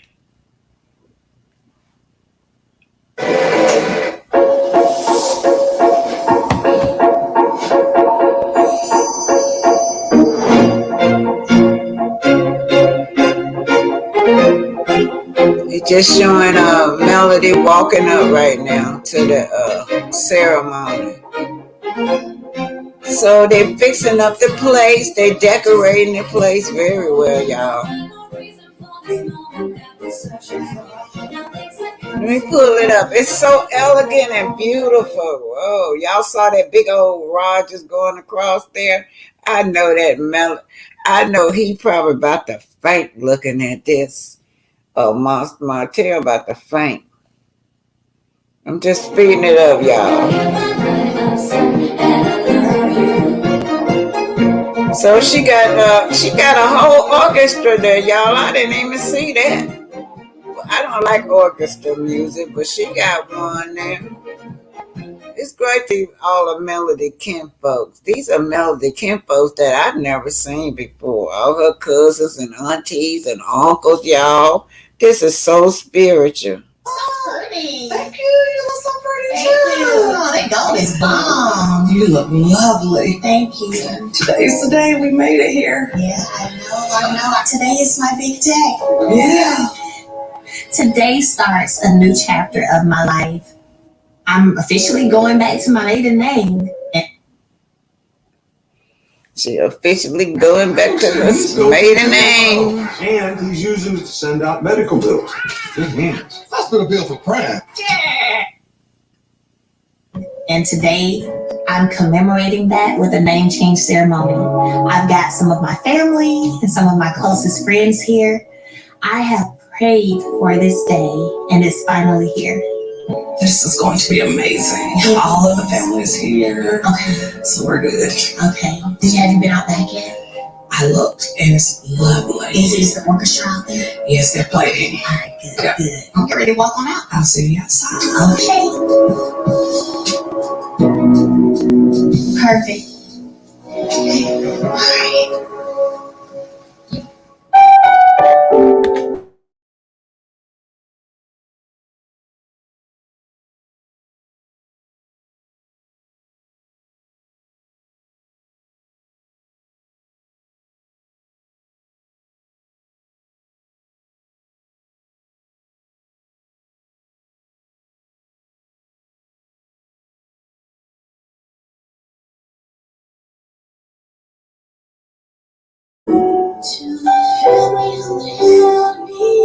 So that's her new single that's been released, y'all.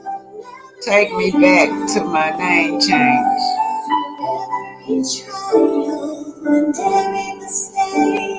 They make sure I stand on my way. To all that are gathered, I'd like to welcome you to this intimate ceremony for Melody Cherie Rogers. It's often said that time is filled with constant and swift transition, but with every transition, we're presented the opportunity to create something amazing. We're here today to celebrate the potential of the amazing. Let us pray. We ask now, God, for your protection. We ask now for your peace. We pray a blessing of prosperity as this woman begins to live boldly. Her children will be blessed. Her home will be blessed. Her businesses will be blessed. It is in Jesus' name we pray. Amen. Amen. To signify this moment, Melody has prepared a vow for her family, and she's going to repeat after me this vow. I, Melody Cherie Rogers. I, Melody Cherie Rogers. Receive back my God-given name. Receive back my God-given name. In which I was birthed into. In which I was birthed into. Via my parents that represents life, love, and legacy. Via my parents that represent life, love, and legacy. I hold on to this name. I hold on to this name. Until God sees fit. Until God sees fit. Amen. Amen. Amen. To my daughter Melody, I could go on and on about what the Rogers name represents and the powerful influence it has had from generation to generation. But you lived it, so this is nothing new to you. The ancestors whose shoulders you have been standing on, they are rejoicing because you stay steadfast and unmovable, anchored in your faith.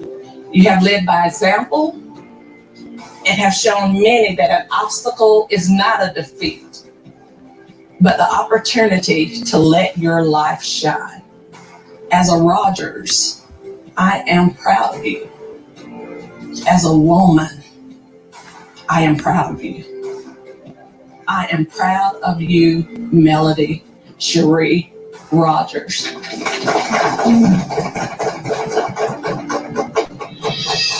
Hearing my mother is just touching. I think as a child, you're always hopeful that you will make your parents proud. While some may say, well, you know, your marriage, it was a failure, it failed.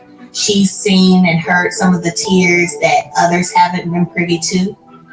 And to know that after all of that, that she's still proud of me is just, words can't really describe it. It is therefore ordered, adjudged, and decreed by the court that the said Melody Cherie Holt henceforth shall be known by the name of Melody Cherie Rogers.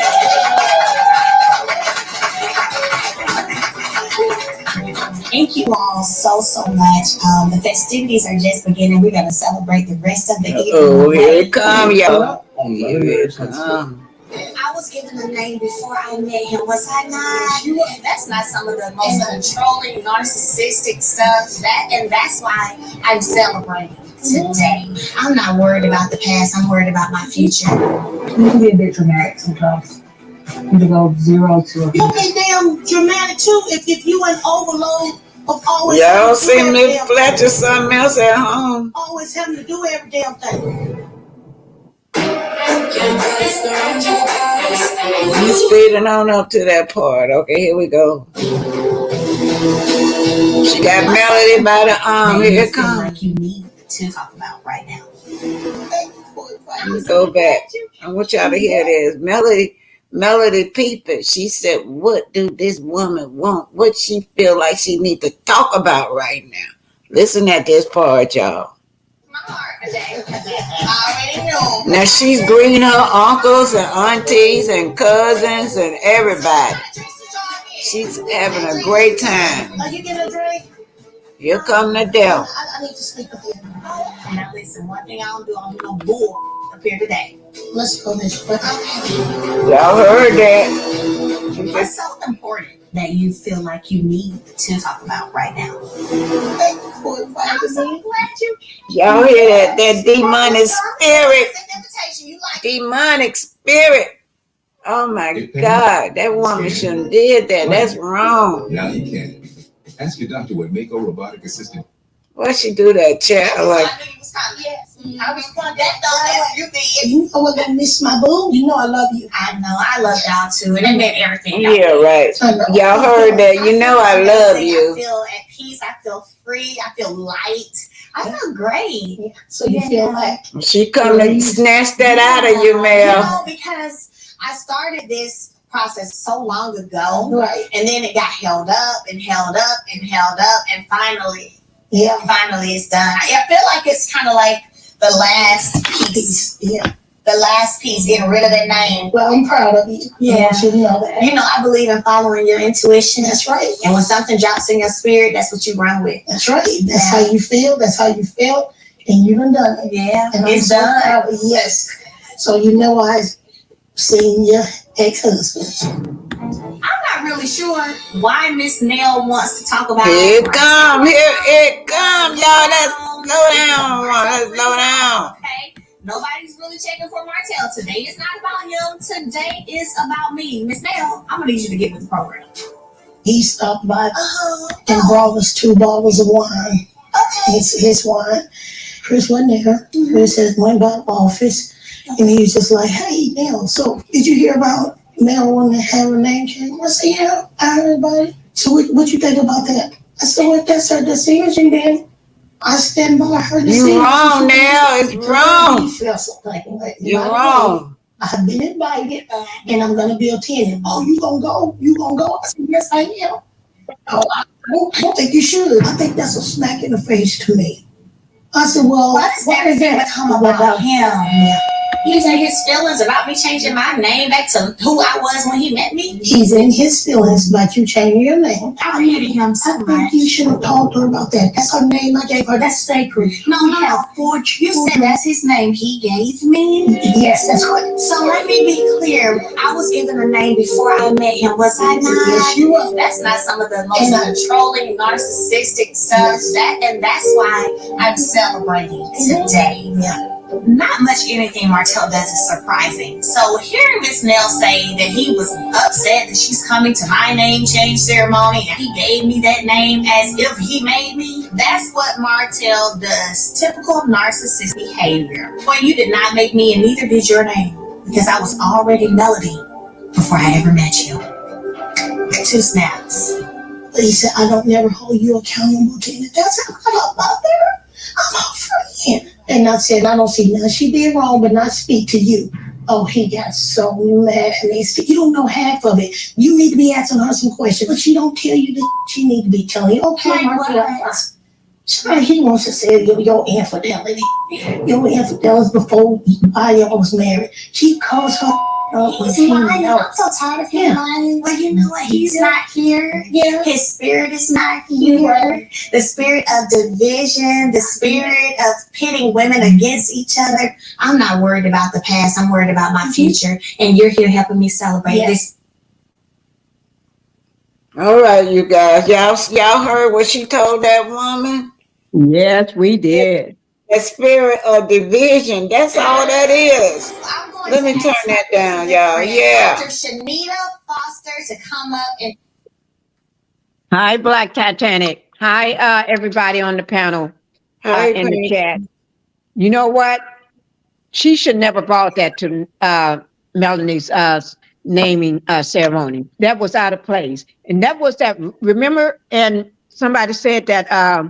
I think it was. I don't know whether it was her best friend or somebody mentioned that it was somebody started a ruckus or started trying to start some mess there or something. That was Nell. Nell bringing that evil spirit to her ceremony and dressed like she's going out on the street walking with that hair all over her head. Miss Howard, what you got to say about that? I totally agree in that Nell could have kept that until another time. For her to bring that to that event for Melody, I totally disagree with Nell. I really, really do. Like I said earlier, even if production pushed her to do that, I would still have said no. Right. Okay, let me read what Patricia T says. Yeah. I don't know what TBH means, but anybody know what that means? TBH. Anyway, she says, I'm glad Nell is putting Martell narcissistic behavior on national TV. Everybody needs to see how dangerous he could be. It's been nearly 4 years and he's still unhinged. Very good. That's another way to look at it too, you guys. I agree with Patricia T on that. He Okay, is unhinged. Hold on. And James says Nell was doing what production asked her to do. And that's why I'm not bad. I'm mad. Yes. Okay, so those two, you got two views. Some of us believe that she was wrong. She could have did it at the wrong time. Yeah. Somebody with wrong timing. That definitely was the wrong time. But Black Titanic, think about when production asked Kiki to turn against Mel. She didn't do it. Kiki stood her ground. Nell is old enough to say, no, that is wrong. I'm not going to do that. But I think Nell is so desperate to be on TV, and she is not truly. She's like a slithering snake. She's doing the dirty work of Hotel. She's doing his dirty work. Mm-hmm. You have to watch evil. Hey, Justice. Hello, Pastor Justice. How are you? Hi. Hi, Justice. How are you doing? I'm good, thank you. Hello. Hi, sweetie. It's my turn, Miss Titanic? Go ahead on. I really do think that her bringing that to that party, disturbing Mel's peace. Hold on, Pinky, hold on. That this sign saying that Miss Justice has some kind of device that causes others to echo. I can hear it. Yeah, Pastor Justice. Yeah, you want me to get off and come back on? Yeah, well, it seems like it only when we talk, so we can fix this by. You go ahead on and talk, and we'll be quiet. When you get through talking, just turn your mic off. Okay, I will. Thank you. I'm talking to Pastor Justice. Okay. Okay, now we have to be quiet while she's talking so that we won't echo. Okay, Pastor Justice, go on. Okay, I had my mic off while you was talking to try to see if that would eliminate anything, but I think Nell chose the wrong time. But I'm not gonna. It's too low. We can't hear you. Okay. Can you hear me now, Miss Titanic? Can you hear? Pinky? Yes, ma'am. Can you hear her? And she's very low. It's very faint. Okay, I'm gonna get down, Miss Titanic, and come back up. Okay. Do you have a headphone? No, ma'am. I just have a phone, what I've always had. No headphones or nothing. Okay, that'll cut out the. You get one of those headphones to cut out the echo. Okay, I'm gonna get down and I'll just come back up and see if that's okay. Okay. And another thing to cut out that echo too is whenever she comes back up, whenever she gets ready to speak, we all have to mute in order for her so the echo won't continues. Okay, thank you for that. Okay, so I understand that Nell is doing what they said. Nell and Tiffany doing what production told them to do, but to just snatch that. Y'all remember? Check this out. I am not even Mel's best friend, but It said hold on, let me read what it's saying about you, Miss Justice. It said your guest Justice is on Android Chrome, which has a bug that causes echo. Google is working to fix it for now. Please ask your guest to wear headphones to avoid the echo or use a different browser. We are informed. Oh, so Android Chrome, she can use a different browser and it says she won't have no echo. Let's see. Right. Or Okay. if when she do come up, we all have to mute. Okay, That well, way it'll keep her from echoing too. okay, well, everybody mute so she can say what she need Okay. to say. All We're right. gonna let you go ahead on and speak. We're gonna mute so we still echoing, right? I don't hear no echo. Say, go ahead on, Pastor Justice. Try this. Okay. All right. I was gonna say that Nell, I figure, had the wrong timing on this, but I'm not gonna hold it against her because of one thing. She has had her and her husband privileged information concerning Melody and Martell when they were mentoring them and counseling them in their marriage with all the ins and outs. So I think because she know a side of Martell that's really dark. Pastor, Yes, ma'am. can't hear you. Your mic so low. It's not you. Okay. Well, I'm gonna just get down in the chat and listen to you guys. Okay. Try to see what's going on with your mic. Well, it says it's a problem Google working on or something. That's what it says on my end too. Yeah. Okay. Okay. All right. Okay, Pinky, you could come on back in. I had to take her off. Okay. All right. Thank you. And I'm sorry about that, Justice. I think it's something going on too with StreamYard probably. But Yeah. as for the naming ceremony, I know production will ask you to do things like that because production wants the mess to start. But there's a time when a person, male's age, you say, no, I'm not going to do that. No. She knew darn well Melanie didn't want no mess at that thing. And she even talked about how beautiful the invitations was. Classy. And if you know it's classy, your husband is very classy. And you know he don't like no mess. So why would you, first of all, come like you getting ready with that little short dress on, all up your, you know what, hair all over your head.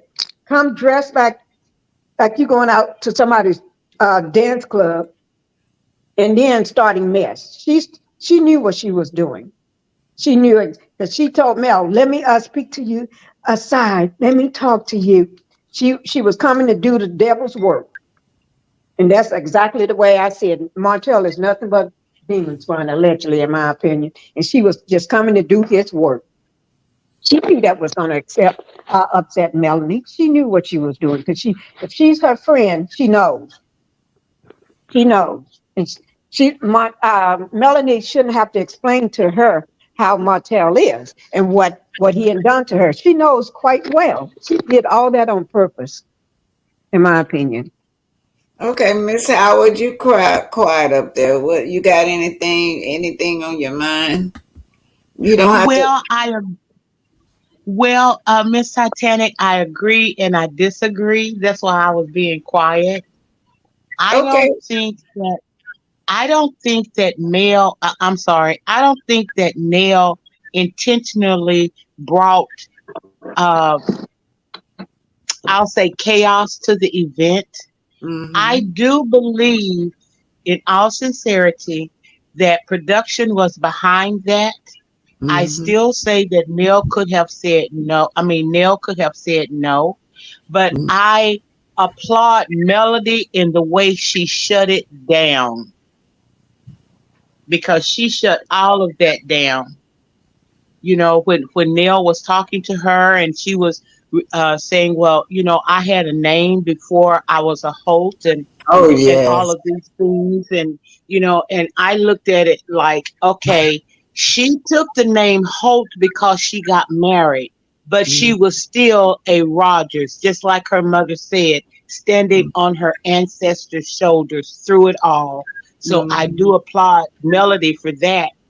I can't completely fault Nell because in a way I feel like her hands were tied in a way as far as production was concerned. I do applaud Nell in the way she brought the chaos to Melody. Okay. Okay, Real Nikki says production is being messy, and they trying to Yes. start problem with Mel and Nell. That's why Melody said that she felt that division coming on. That's all that was about. I showed you Yes. a little mess, but that ceremony was not it. Yeah, yeah. But yeah, that's the only problem I got. It was just her timing. Yes, her timing was wrong. Yeah. Yeah, her timing was wrong, and yeah, But now overall, I will. I'm sorry, Miss Titanic. I did not mean to interrupt you. I was almost finished. I was just going to say, overall, she probably about the only app she got her and Chris right now. I mean, her and Kiki right now on that show. That's her ally. So, Yeah. man, but one thing it is bringing out is all his narcissistic behavior. They just piling up every time he talked to her. But Yeah. Chris stopped him from hollering at his wife like that, yelling at that woman too. That was inappropriate and disrespectful. Right. And another part of the ceremony, I think the ceremony was the highlight of that that episode. It was the highlight of that episode because they didn't show much, only maybe two other scenes. But the ceremony took up everything. And when her mother walked in while she was getting her makeup put on by her makeup artist, her artist was named Lauren Harrison, right? She was getting her makeup put on, and her mom walked in. I just love the way they communicate. They have a totally way of communicating than like Tisha and Wanda. They don't know how to communicate. They yell and cuss and fuss. Where if you watch Mel with her mom, they talk so softly, so loving, so gentle when they talk to each other. You have to make sure you looking and got all ears open just to hear what they're saying. I love it.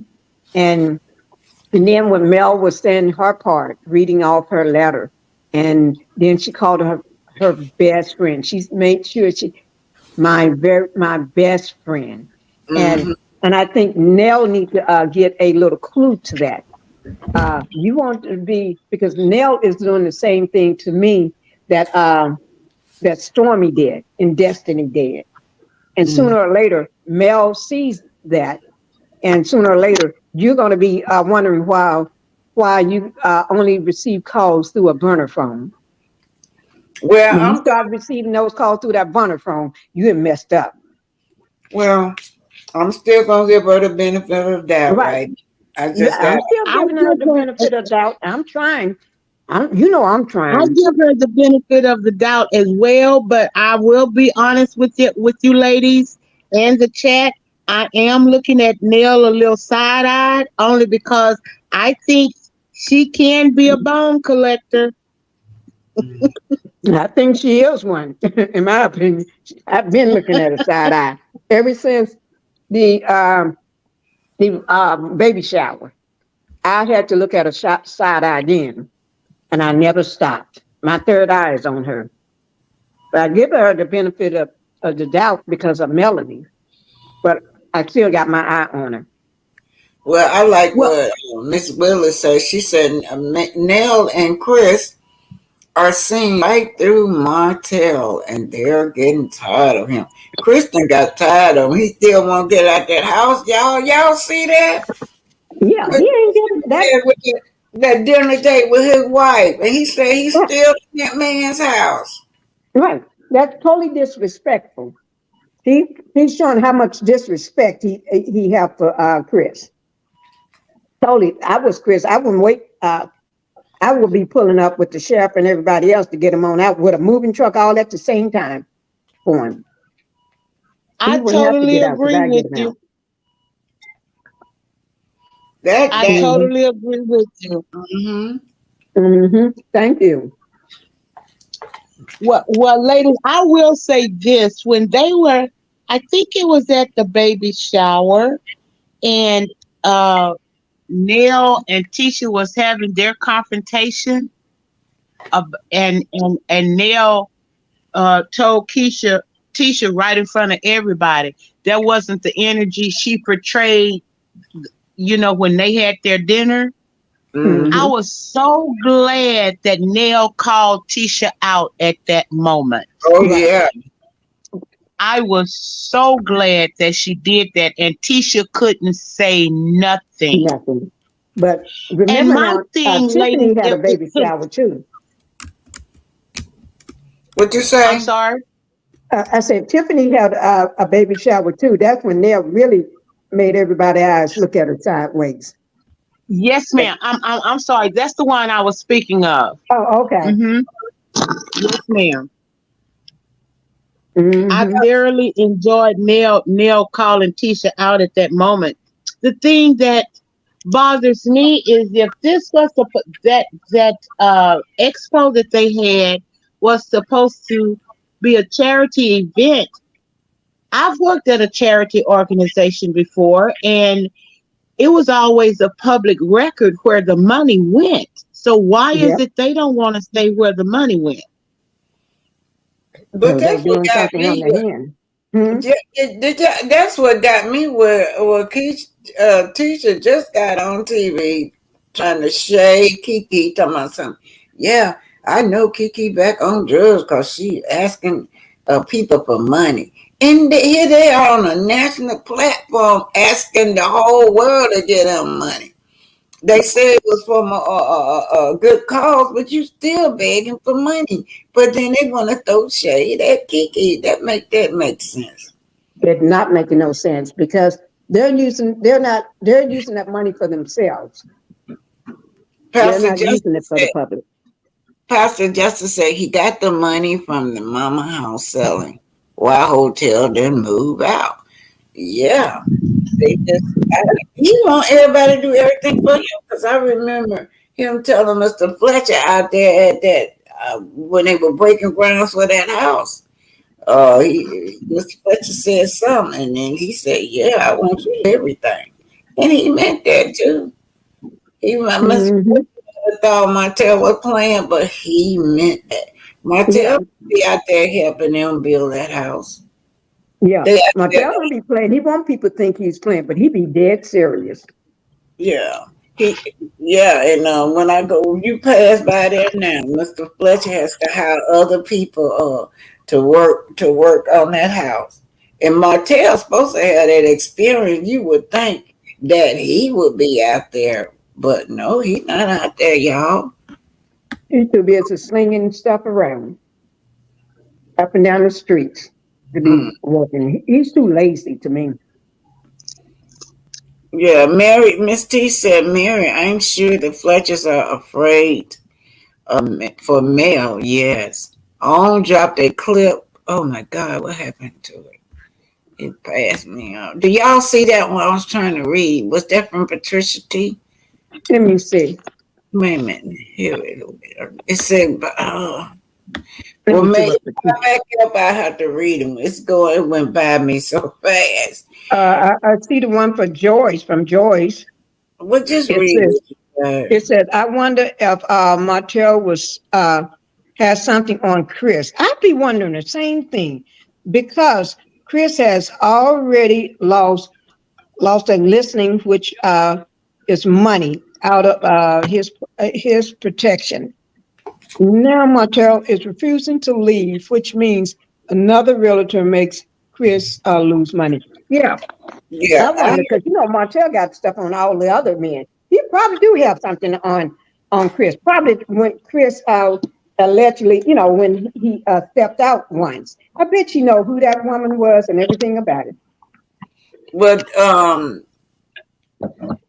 Oh boy, they sitting up here saying Charlene Green said Arian got money from a settlement. Well, Lee said it's true. Martell is sending text threats to Chris Fletcher. What? What? Let me put this up there, y'all. You Oh know, Lord. I wouldn't put it past him because number one, he mad because he get mad at you. Chris won't allow him to stay in the house anymore. Now I heard that Chris lost that sale because them people they got tired. And then I heard Chris lost that sale too with Destiny. Right. Now he went and found another seller to. Cause see, Chris, I guess he seemed like he got one of those, what you call them, tender-hearted. People can Right. tell you anything and he'll believe it or he'll Right. just let you slide. But yeah. He losing money because of this ninja. Yeah. This whole family, you see, you got that big family over there. Shit, they may be grown, but they still your family. That's That who is they true. be helping out over there. Let's see what I miss you being up here, Pastor Justice. I sure miss you being up here.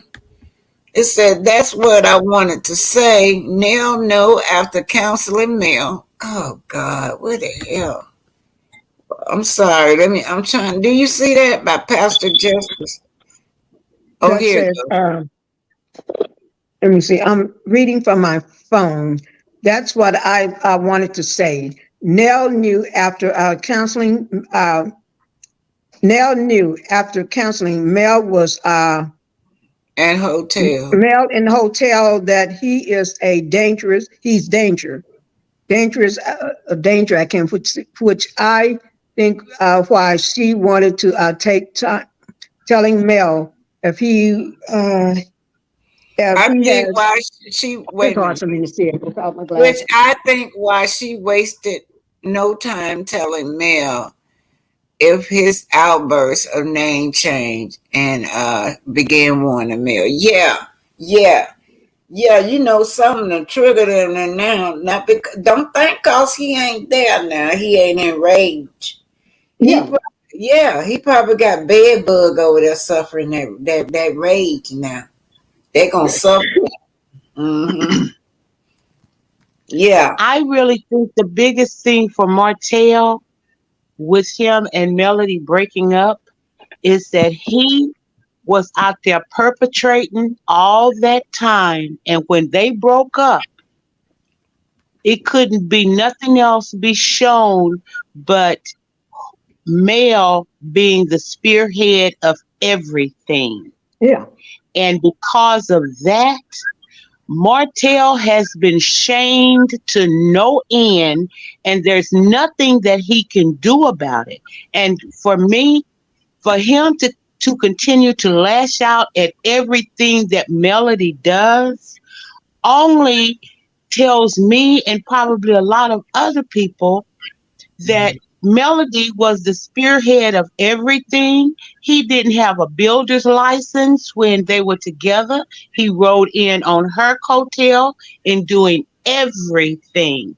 And the only advice I can give to Martell at this point is that since he liked to strut, because he don't have any swag at all, but since he likes to strut, go and put on some of those tight suits, do a resume to some of these modeling agencies so he can get himself some steady work.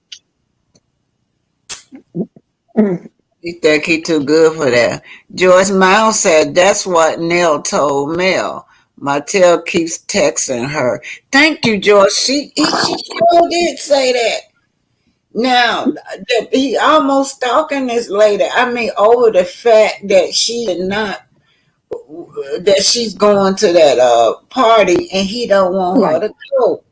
And he keep texting her. Ain't no telling me threatening. Somebody say threatening. Yeah.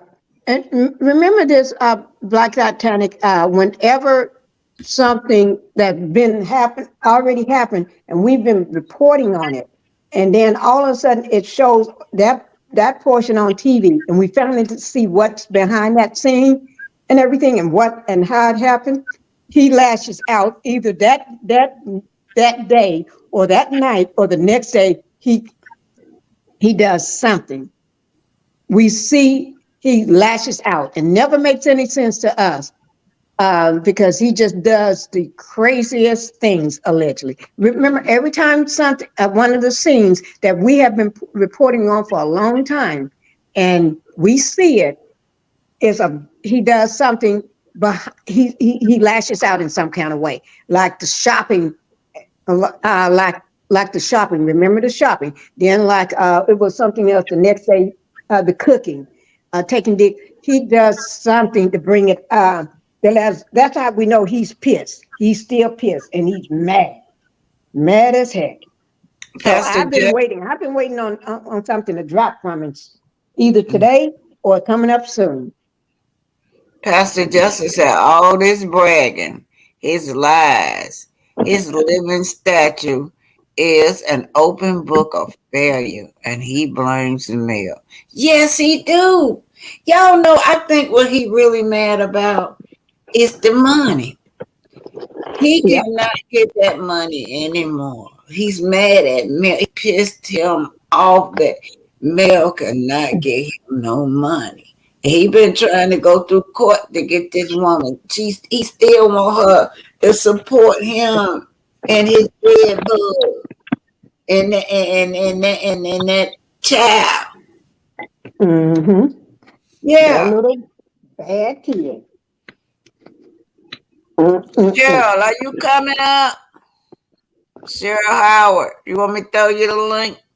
I'm gonna throw the Cheryl, link. she better come on up. Oh yeah. I'm throwing the link. I'm waiting on her to come up. I'm just gonna throw the link for anybody else that want it. Yeah. Okay.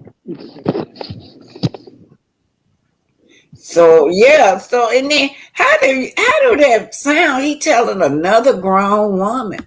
Not even did she older than him? Not even his wife, who she can talk to and who she can't talk to. Another man's wife. That woman got a whole husband. Yeah. And if there was anybody else's husband, he'd been got a talk to right then and there. Yeah, grown kids at that. Patricia T said the same thing I just said. What is it? Patricia C said, I wish these things was I wish a MO, would tell me who I can and talk to. Yeah, that she got kids almost his age, and he wasn't trying to tell her. You know what? I did see a scene where a in the trailer where the husband gonna tell mom, don't talk to his wife like that no more. Yeah, he gonna tell that to Martell. Have y'all seen that? Yeah, but yes, is he gonna talk to Martell like stepping up on him like a grown man? Or he gonna be stepping like Martell? I know you got something on me, so I'm gonna watch how I talk to you. He was talking to him on the telephone, so that's all I see. Oh. That's gonna be next. That's gonna be next week. He was talking to him on the telephone, so but I still glad that he told him that, because everybody just let this man slide all the time, always yelling in a woman's face. Hey Cheryl, how are you? I'm doing okay. How you doing? Grand Rising, Miss Black Titanic. Hi, ladies. Hi, hello, Cheryl. Cheryl. Hi, Pinky. Hello. Oh, brother. Martell's a clown. He just a clown. And he gonna continue this smear campaign against Melody, thinking that he winning, him and Bird, when they losing. And Martell looks bad. Martell looks bad. Martell don't look the way he used to look. So he's sucking all that demon energy, going after Melody, and he's not winning. She's winning. She's winning. So it gets to a point that when is it going to end? Like, when is it going to end? Ladies, please tell me, when is it going to end with Martell? Did y'all know? I forgot where I seen this at, but somebody that personally knew Martell, they said that allegedly, anytime a Melody do something with success, he get raging mad. Every time she drop a new product, he get mad. Every time she drop a single, he get mad. And that's when he tried to come out and make her look bad. So we do find out that Melody, a single, just dropped too, y'all. And her name change all that came out together. That's why he probably was, running around here with, trying to make hurt Mel with bed bugs, mentioning her kids, But Oh Jesus. Greta Lee said Mel is not going to take care of Martell outside kid. Sure Now, right. Sure right. she done put her foot down right there. Y'all, some women can't do it. Some women just not gonna take care of your outside baby. Nope. And Mel is one of them. That's She just right. not. And then too, and the mama so low down, and the little boy so low down too. So Exactly. you can't even, put it in your heart to even want to do it. Anyway, you guys. So what do you think, Cheryl or Miss Fletcher? Give me your. Everybody got. She getting on my nerve. She really, for one, for one, you say she's rude because she don't want to speak to Martell. This lady is a grown woman. Melody can speak to whoever she chooses to and whoever she chooses not to. Who would want to speak to a man who try to put out revenge P and do all the things that Martell have done to Melody? Why would she want to speak to him? And she's a grown woman. I don't know. I have a side eye for Nell. Period. And then you come to the woman's celebration for her name change and start telling her about what Martell said. Why are you even coming there with that? Why spoil her night coming there about Martell? So I side on Nell. I'm hoping I'm wrong about Nell, but I don't know. Nell, it just don't seem right to me. That's a celebration for her. That's supposed to be a Martell free zone, as she said. Free of no Martell being mentioned. Here she comes in there with Martell said this and Martell said that. What is the point? They're not together. Haven't been for almost 4 years. What's her reason for coming in there mentioning what Martell said? She kind of remind me of Destiny with that. That was the exact scenery. That's what I thought about when I saw that her pulling, talking about something. I want to speak to you. And Mel was in that tent with the family, all her cousins, and she talking to her uncles and all of that. And then she going, "Hey, Mel, you got a minute? You got a minute, Mel?" Mel sensed it in her confession. She said, "Oh Lord, what right? did you?" Oh, with this BS. That's right. Yeah, this BS. Yes, Mel said it. So when they were sitting down, that part to me, you remember when they were sitting down at the table with Mr. Fletcher, and he said that Martell, he's still saying that Martell is not paying his rent. No, he won't get out, y'all. The man won't move. Well, that place that Martell is in with Bird, that's not the house that he was living in with Fletcher. I mean, he was living in that Fletcher let him stay, right? That house that he was in with Bird. But that's been a long time ago. I think that was filmed back I in. don't know if Martell is still in that place. I don't think he's still there. No, he's not still there, but he was still there when that thing. When they taped it, yeah. Yeah, he was there. Martell got out. This man supposed to have won some money or something, some settlement money. I don't believe a word that come out of her mouth or his. I want receipts and proof. Mm-hmm. I totally agree with you, Cheryl. I want to see receipts. Yeah. All of a sudden, you come up with $40,000. Come on now. Where's the receipts? I think they're spending the mom's money. Right, and then he talking about Melody cheating. I want receipts of that too. I want receipts. Anything that come out of Martell's mouth, I want receipts and I want proof. Period. And hers too. Birds. I want proof. I don't believe a word that come out of their mouth. Not a word. You know I don't. I never did. I'm telling you. I don't blame you. Pathological liars. Yeah, the real Nikki say Martell refused to let go. Right. He's tricked the work to get Mel back. Yeah, he's trying to all kinds of trick to get Mel back. In the past, his trick to get Mel back in the past ain't worked this time. No. Martin was stuck. He's missing what God has removed, which is Mel. That's right. That's Yeah, right. That's it. That part. yeah. Money maker, y'all. This lady is so right here. He want her back, and that's what he want back. He wanted her to make that money back for him. Right. That's what you want. You missing that lifestyle, you missing that money. Woo. Yeah, I said what I said. Say you are correct, BT. He is mad because his status went down, and Mel is more of what she was when they were married. Yes. That's right. She's above what they were, and he That's can't right. stand that. Mm-hmm. Y'all, Debbie is our Aunt Debbie. Hi, Aunt Are you, Debbie.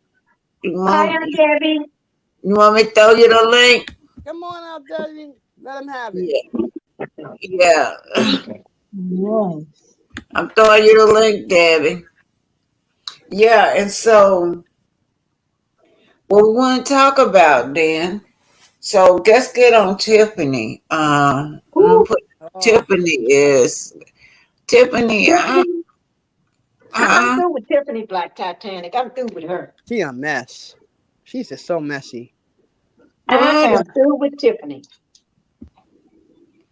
Okay, for her to sit up to say that she was better than this girl, both of them, teaching what they call her the copycat, right? So, first of all, she's saying the same thing that Tiffany said when Tiffany was on the show, Carlo's show about, just not hanging around. She don't want nobody with that, like Kiki hanging around her and all that stuff. And Kiki not good enough and how she ain't got nothing to lose or all that. She has a lot to lose. Yeah. Tiffany, you know what I'm saying? She talking about Tiffany got nothing to lose. Tiffany got a lot to lose. I'm talking about she talking about she looking down on Tiffany. Talking about she looking down on Tiffany like Titanic.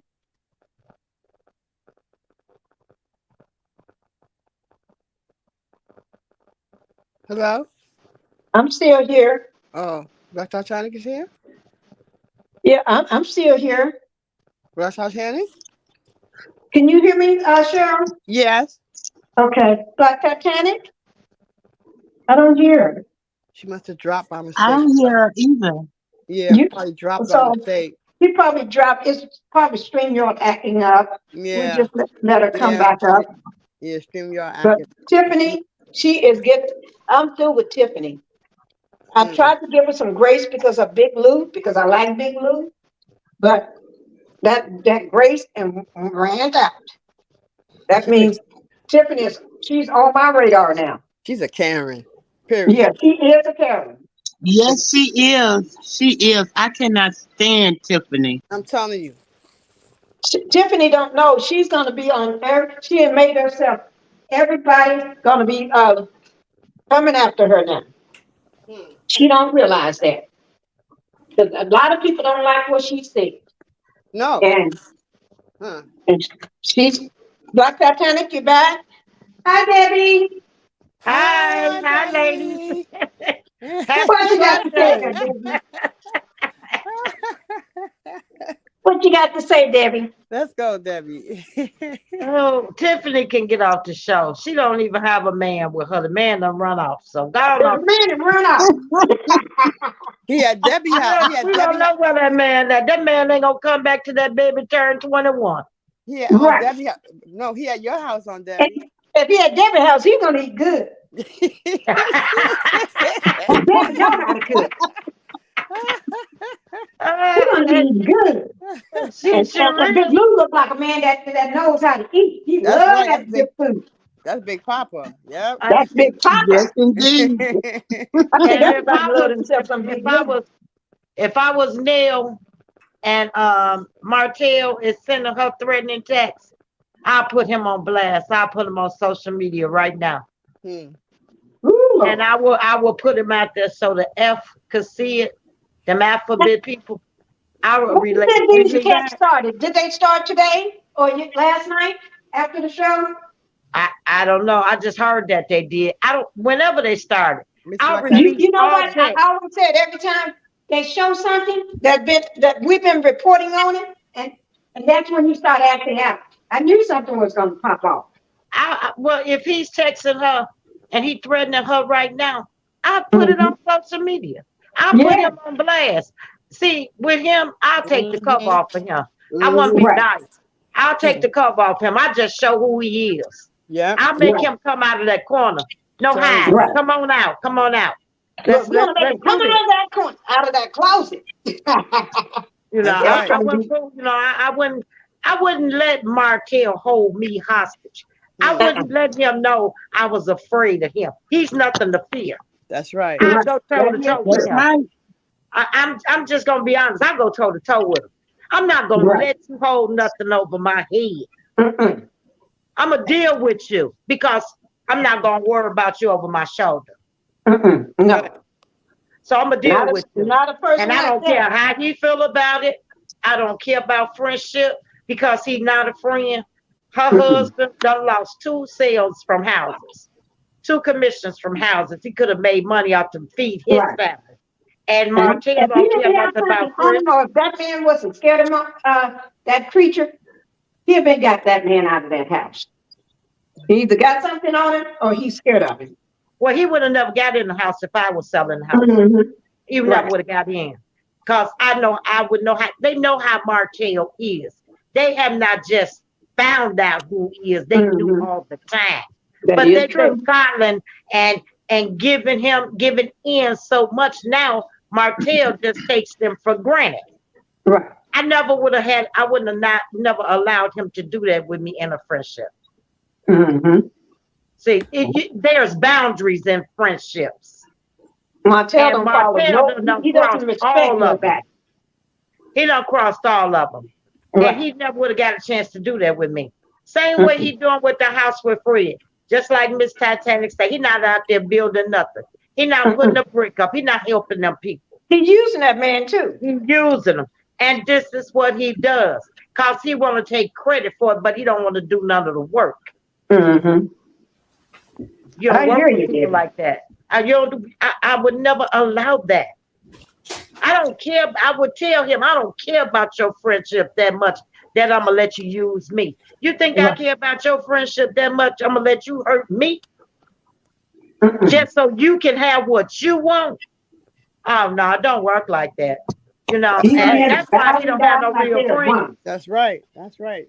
Huh. He did everything he deserved. Everything he deserved coming to him. And I squashed that fly, baby. Ooh, yeah. And one of you, get that fly stuff on him, scram down. Oh Lord, thank you, Debbie. You know how to say it. Put it in his place. Black Titanic, are you back? Is she back? Black Titanic. I saw her just now. I saw her on screen. Her avatar is up. I don't know whether she's able to hear us or that we can't hear her. I'm here. Y'all hear me? Yeah. Yes, we can hear you now. We hear you now. I was in a little girl's room. Oh, okay. Okay. That's fine. Yeah. You know we got you, Black Titanic. That's right.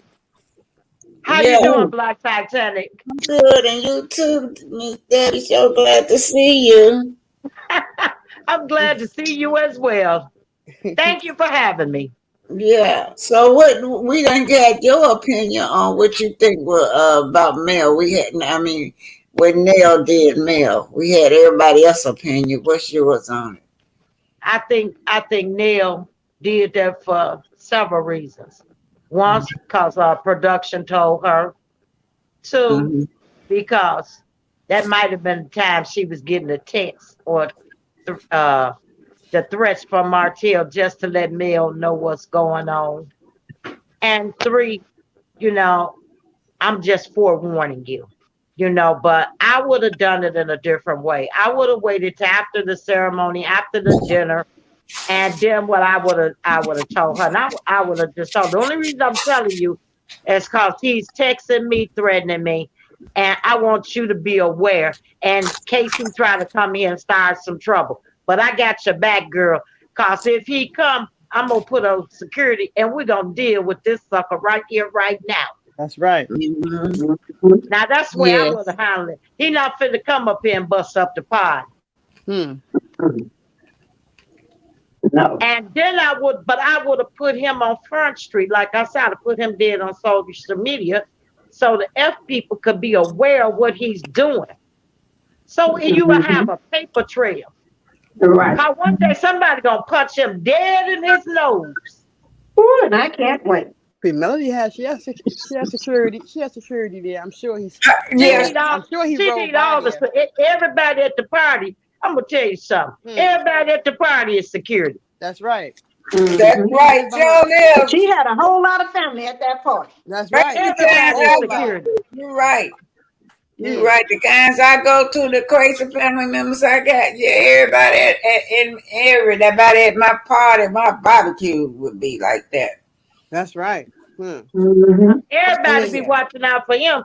That's and them ladies be rolling them pots. They'll bust over your head quick in this family.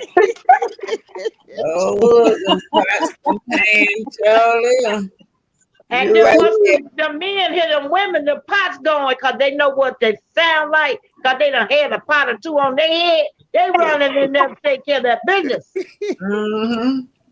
Telling you. My telling ain't have the heart. He ain't got the heart to walk up in there. And he wouldn't even send nan texts over there because them young folks be done got wind of that. And them young folks Mel's uncles and male cousins and everything. God. He wouldn't last one moment up there. Sure wouldn't. Sure. See, Martell think he do what he think he could get away with. Yeah. Y'all saw Kenya call him out. She wasn't having him hollering in her face like that. That's right.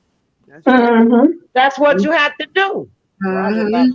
Bravo got rid of him. Bravo said, That man went over there. Ain't that something he mess up his own bread and butter? Yeah, mess up his own bag. Everywhere he go, he mess up his own. Then he get mad at Melody.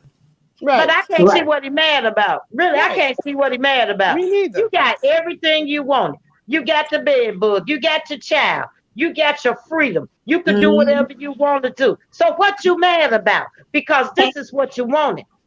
Right. He got all those. Well, I can see what he's mad about. You can't have your cake and eat it too. He can need to get on back over there with the bed bug. Him, and they got $40,000. Go somewhere and enjoy it. Better use that money to move. He probably Think they gonna do that. He probably took another ATM machine. Oh, please. That's how he got the money. Allegedly. In my opinion. That money gone. I'm gonna tell you something right now. That $40,000 gone right now. If there was even $40,000, probably came from his sell of his mama's house. Right. If there's even $40,000, I don't believe nothing they say anyway. So if they got it, if they even had it, it's gone now. Yeah, because Martell gonna take most of it from her. He gonna take most of that money from her. Two foolish people with money. How long that's gonna last? A day, 2 days. That money gone. That's why he clowning right now, cause he don't have nothing. That money gone. So now he want to clown. He wants some attention. I want to see some receipts, please. I don't want no receipts from him because they might be jacked up. I don't want nothing from him. I just want him and Bedbug to go away. Y'all know. Do y'all know that that's very immature them to flash money like right there. But I believe that girl was doing that because we always calling Martell broke. So she wanna prove to us he's not broke. But $40,000 be gone in a day or two, so that means you're still broke. Right, because how does that prove he's not broke? Right. Well, you $40,000 know is what they chump say: change. a fool and their money will soon part. Exactly. Mhm. Yeah, because when I saw it, my first thought was that's two people that ain't never had nothing, don't know what to do with it, and are out there trying to prove a point that they've already proven.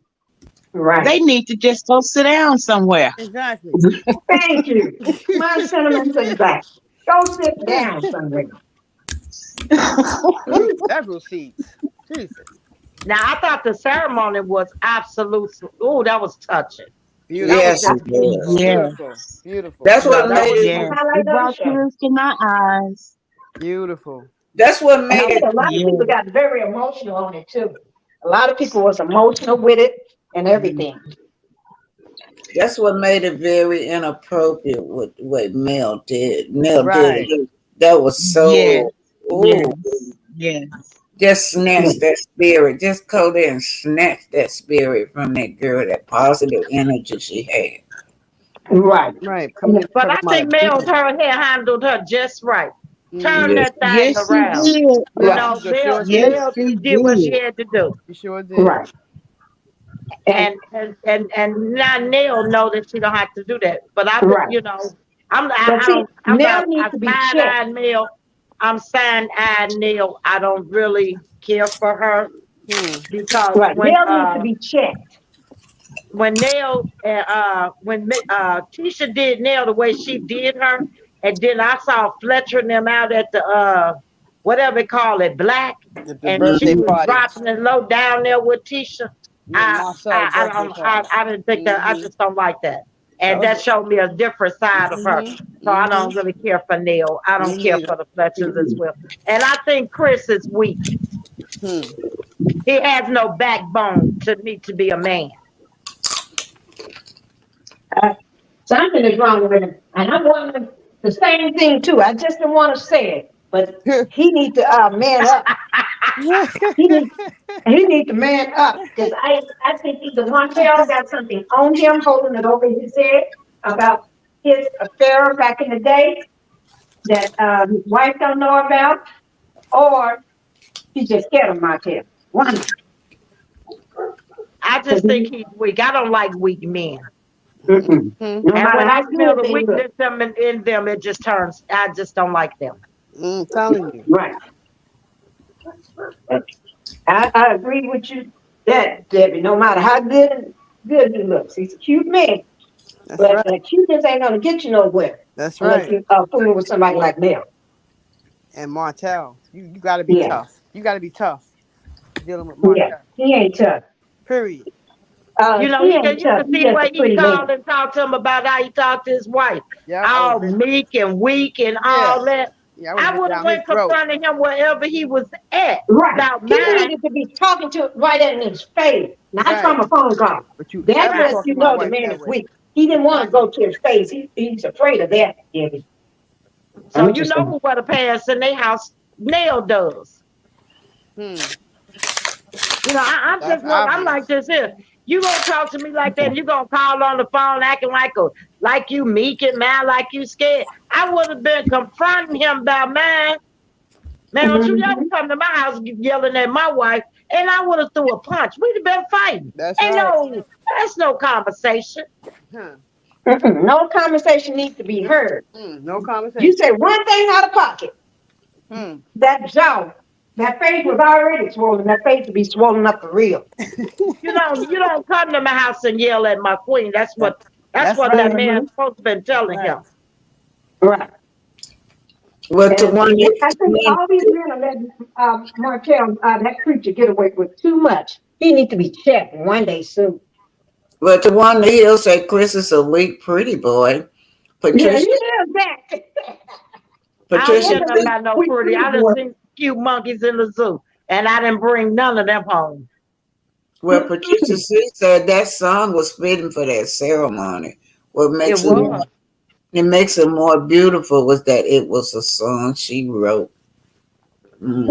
Everything was just gorgeous about that. Yeah. Everything. I Hmm. mean, everything, the food, the place, the music, the violins, Yeah. the family and friends, everything was on point. It was Mhm. just Right. absolutely gorgeous to me. It was. And then It Melody liked was. the fact too that they showed it right on her birthday. She said she liked the Mhm. fact Yeah. that they showed it on her birthday. It made it more Mhm. special, you know. Yeah. 11/11. I Okay, mean, that was ladies. just 11. absolutely gorgeous. Yeah. Okay, ladies. I like to see stuff like that. Now, see, they need to put more stuff like that on the show Sure do. Mm-hmm. You instead know, of all this craziness. And I do not want to see Kim, what her name, Kimmy, take no pictures about no ex. I'm sick of hearing about that. I'm sick of hearing about my soul and whatever they got going or whoever. I don't want to hear no more about that either. They could take that off the show. That ain't worth nothing. Nobody want to hear that. That's done with that. no, they need to hurry up and give Martell his walking papers. But you don't see CK. Where's who CK? Hmm. I think he done run off too. Where he at? Mhm. He He, abandoned. he, Hmm. he, he is hiding.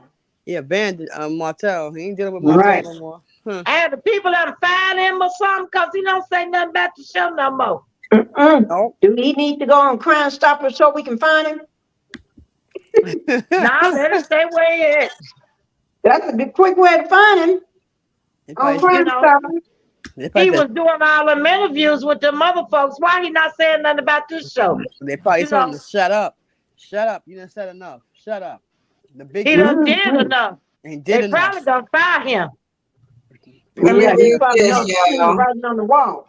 Let me read this. Pastor Justice said on his demonic head that name change was the ultimate betrayal. Mel, watch your back, please. Yes, it Ooh, was thank you, ultimate pastors. betrayal. Yeah. Mm-hmm. Yes, I it agree was. with pastors on that one. I do not. I believe in this. If God put it in Melody's heart to change her name, he gonna see her through and take care of her and provide for her as he's always done. Mhm. I hear you. Like somebody want to be attached to that criminal name. ATM heist allegedly. Right. So, Cheating, so lying, they can answer, stealing. oh, you one of those Martells, the ones I hear about always in Right. the lockup? And always No, exactly. Please. no, no. And I think when the kids get older, they may want to do theirs too when they turn 18. Right. And he can't stop them then. They're going Nope. to do what they want to do. So these people they got this sign up here about melanated in. Oh, I didn't know you backstage, Tawana. Hold on, y'all. Y'all. They said that melanated energy has that mic that's like the same thing they said with Miss Justice. Tawana don't look like it won't get you up. Oh, hey, let me see. Hello, hello. Who is that? Hello? Hello. Hi. Hi, Black Titanic. Y'all hear that? Yes, we can Yes. hear you. We can hear her. Yes. Well, I hear Yeah. some flexing in the background. Who is that? Tawana, you still up there? Yeah, I'm still here. I'm gonna just tell everybody what's going on today. I keep getting these little notes. It has nothing. It says that it's coming from the internet. The people with Android telephone is causing it to get echoes. So nothing we can do about it. So I'm gonna let them come on up and say what they gotta say. And I'm going to mute so, because I noticed that other people mute, it'll keep the echo when the new person come up with that problem. Okay. Yeah, so I'm going to Let me mute. get y'all up. Hold on. Okay, you up, I'm back. Wanda? Hello. Hi, Okay, go. Tawana. I'm trying to Hi, get everybody. Hello. Hello. melanated Hey. energy. Go to Wanda. Okay, I agree about what was Tawanda? said. Hi, can you hear me? Hello. Okay. This melanated energy, it's keep throwing you out melanated energy. It keeps giving your guest melanated in there. It's on an Android Chrome. which have a buzz in it. It keep throwing you out, melanated energy. Let me Oh see if I wow. can get her back up here. Lord, I'm sorry, y'all. That's not me. It's the system today. She's up here now. I see. She's here. It's Hi who up everybody. there? Melanated. Is this melanated energy? Oh, I'm trying to she went get back to out. back up. Okay, I'm up here. Do me a favor, Pinky. Drop down. Let me get them up. Y'all back up. Pinky, you been up there the longest. Drop down. Let me get somebody else up here. Pinky? Hey. I think she dropped Oh down. boy, it's not working, y'all. It's not gonna let you up, melanated energy. That sign keep coming up. Sorry. Tawana Hill, Yes, ma'am. I'm trying to get somebody to step down. Pinky! Pinky went down. She went down? Okay. Yeah, Yeah. she I'm gonna pull you gone. back up in a minute, Pinky. Let me see if I can get her up. She keep going back out. Who is this right here? Who is this? Who? Let me remove this person right here. Hold on. Tawana Hill, every time I bring Yes. you up, it pops you back down. Cheryl, Yeah. keep talking for me while I try to get her. I'll talk to the audience about whatever Yeah. you want. Yeah. You and Debbie. Oh, Debbie, she gone, ain't Debbie's she? going. Debbie's here. Debbie, you there? Yeah, I was on mute. Yeah. Oh, yeah. She's here. Oh Okay, yeah, well, she She's was on y'all mute. two, on Yeah. mute. y'all keep talking till I figure out how to get Tawana Hill up. Talk, Okay. I thought I y'all was talk up for me. here. I'm telling Tawana, you. I'm telling I you. thought Yes. she was up She here. not up. I'm trying to get her up. I'm telling you, Debbie, it's a mess. I'm telling you, it is a mess. I love the It's only a ceremony. mess if they feed into the devil's hand. Mm-hmm. It's not a mess. Hmm. Okay, I guess I'm up here. Hello, everybody. Okay, I tried. Is that you, Tawana? Not Yes, that's letting me. let me up. It just keep giving me these messages when I'm trying to pull y'all up. I'm up She here. said all Android. She said all Android users have to use headphones on the chat. Oh, that's what's going on. Yeah, that's what they say. But this one, Tawana, been up here before. It Yeah, won't I let have you up, Tawana. iPhones. I'm up here. It I have won't let iPhones. her up. Huh? Does she? Do you have headphones? Yeah, I got iPhones, so It just won't let her up. So yeah. anyway, you guys, I'm just gonna go ahead on and just end the night. Oh, there she. Oh, I've finally. been up here. I'm like, Yeah, she's here. hello. Yeah. You up here? I just couldn't see you. Okay, you Yeah, should. I'm up here. Okay, go Um, ahead and speak your mind. I agree with Aunt Debbie about Miss Nail and the Fletchers. I feel something is shady about them. And to me, maybe this is just me. I think they want to replace Melody and Martell in what they represented for the show. Because at first I was thinking they wanted to replace one of the Scott couples. But then when I saw the Instagram lives that Nell did with the Scotts at the party, she dropped it low knowing her knees is old. And she gonna feel it the next day. I'm like, yeah, they want to replace the former host. And Mel should keep her pretty much like my grandma always said, feed her with a long handle spoon. Tell her things that she don't mind being repeated. I You agree. feel? Yes. Because it's something about those Fletchers. For one, Chris seemed like a wimpy wimp, and he a pretty boy Floyd. And my great aunt used to say, watch out for them pretty boy Floyds. Mm-hmm. Okay, And you guys. I know y'all, you just got up here, but I'm gonna close it down in about 10 minutes, y'all. It's over 3 minutes I've been up here. I mean, 3 hours. oh wow. Yeah, go ahead on. And I felt I rated the episode last night a 10. I love Melody's new song. And I mean, I'm not a big crybaby, but that who knows that that name changes ceremony. I gotta admit, Dr. Shanita Foster's live that she did when she was talking about it before it aired, she was right on the money. That thing was better than most weddings I ever attended. It was so beautiful. Mm-hmm. It was so classy. It was Sure so was. elegant. And the beauty of it, she really didn't have none of the cast members from the show up there except the Fletchers, which I felt, truth be told, she could have kept their ass at home too. Don't have them up there neither. Hmm. But I think due to production and everything, she had to have a member of the cast up there.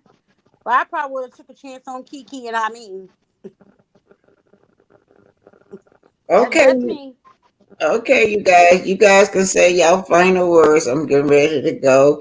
And Pastor Justice, sorry you couldn't come up today. I missed you on the panel.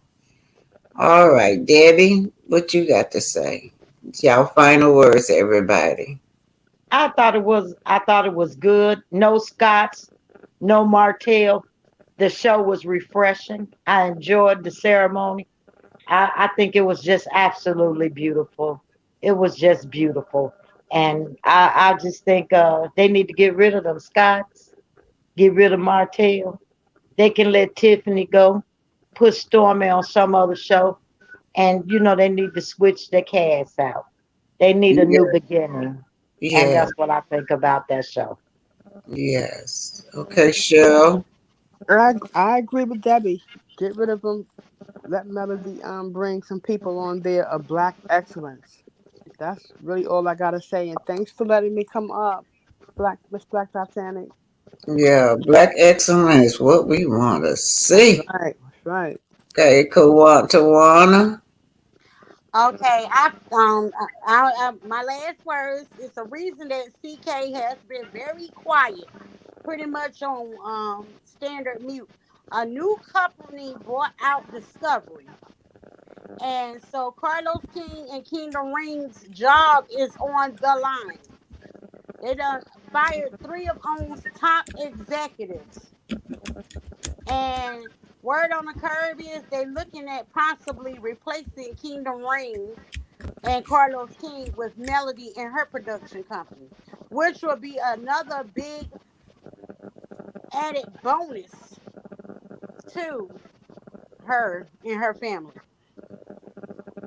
I said that she's Melody said that this is the year of revelation, and the year is now coming to a close. And I said, let's get ready for 2024 because we ain't seen nothing yet. Let's bring on the fireworks, baby. Okay, Pinky. Okay, thank you, everybody, for being here. But I want to say this was a wonderful episode. I give this episode high marks because of the fact that Miss Van has made her second appearance in 2 episodes back to back, and they show what a family should be, what a brown skinned family should look like. Okay, and then we did not have those Scots. We did not have that creature, otherwise known as no tail or whatever you want to be called. But anyway, I love the ceremony, and I love the fact that she had her best friend there, Miss Sharita Foster. She was there, and she called her by name, my best friend. I Mm, loved it. Now, as for what's her name, Nell. Chris knew how to act. Chris knows how to act in public. Nell, she bringing out her hood ranch side. That wasn't the place. I don't care whether production told you or not. Do like Kiki. If Kiki had the balls to stand up and said she's not going to do that, she can do it too. But Nell is just so desperate for TV. I still got my eyes on her, and I'm not going to take them off. But otherwise, wonderful episode. see, there's your pills over there. Oh, I forgot. All right, you guys, I'm gonna say goodbye to everybody. I was talking to my grandbaby. I forgot where I had the mic on. Tell grandbaby I said hi. Hi, baby. Then we talking about a woman, y'all. They say, Oh. hey, baby. Oh, okay. That's what fussing with Stormy, y'all. Oh, Oh. okay. Oh my God. I'm sorry. That's the highlight. You know what? I love the fact that you stood up for your grandma. That's Woo! right. Yes. That's Yeah, right. she's over on And we stands TikTok. up for it too. That's But right. I'm happy Right. you did. Yeah, she was over there on TikTok. She ran into her on TikTok over there. All Did you right. tell her that Stormy is an elder? Stormy is an elder to her. Hmm. Okay, Patricia T says it's not going to be black excellent then if you bring on some white successful couples. Who said bring on white successful couples? Somebody? No, But it's, Nobody. I I but know didn't. it's nobody that I heard of. certainly I won't didn't. have to agree with you. Certainly won't be black excellent then. No, it just be a everything. Uh-huh. Mhm. Mm-hmm. Just said God said Everything the you might first. find some excellence. Mm-mm. Justice said God said the first shall be last, and the first shall be last. Waiting on it, and it shall come to pass. Yeah, I like that. Mm-hmm. Mhm. We And the just gotta last wait shall be for it. first. That's right. The first shall be last, and the last shall be first. Wait for it. Yes. Amen. Amen. Real Nikki says she gave the show a 10 out of 10. Yes. Yeah, we Yeah. could have did without that Stormy and Tiffany thing. 'Cause I don't know about y'all, but Tiffany I needs to ended go up making somewhere. my whole bed during that scene. Well, I give it a fifth. I give it a 15 for the scene of Melody and Miss Van. 15. Oh, that was nice. Melody Thank and Miss you. Van. Um, The um, ceremony. I enjoyed the fact no Scots, no Martell. That's right. Hmm. The criminal element was like gone Exactly. almost. But if we can get rid of Stormy and Tiffany, Mm-hmm.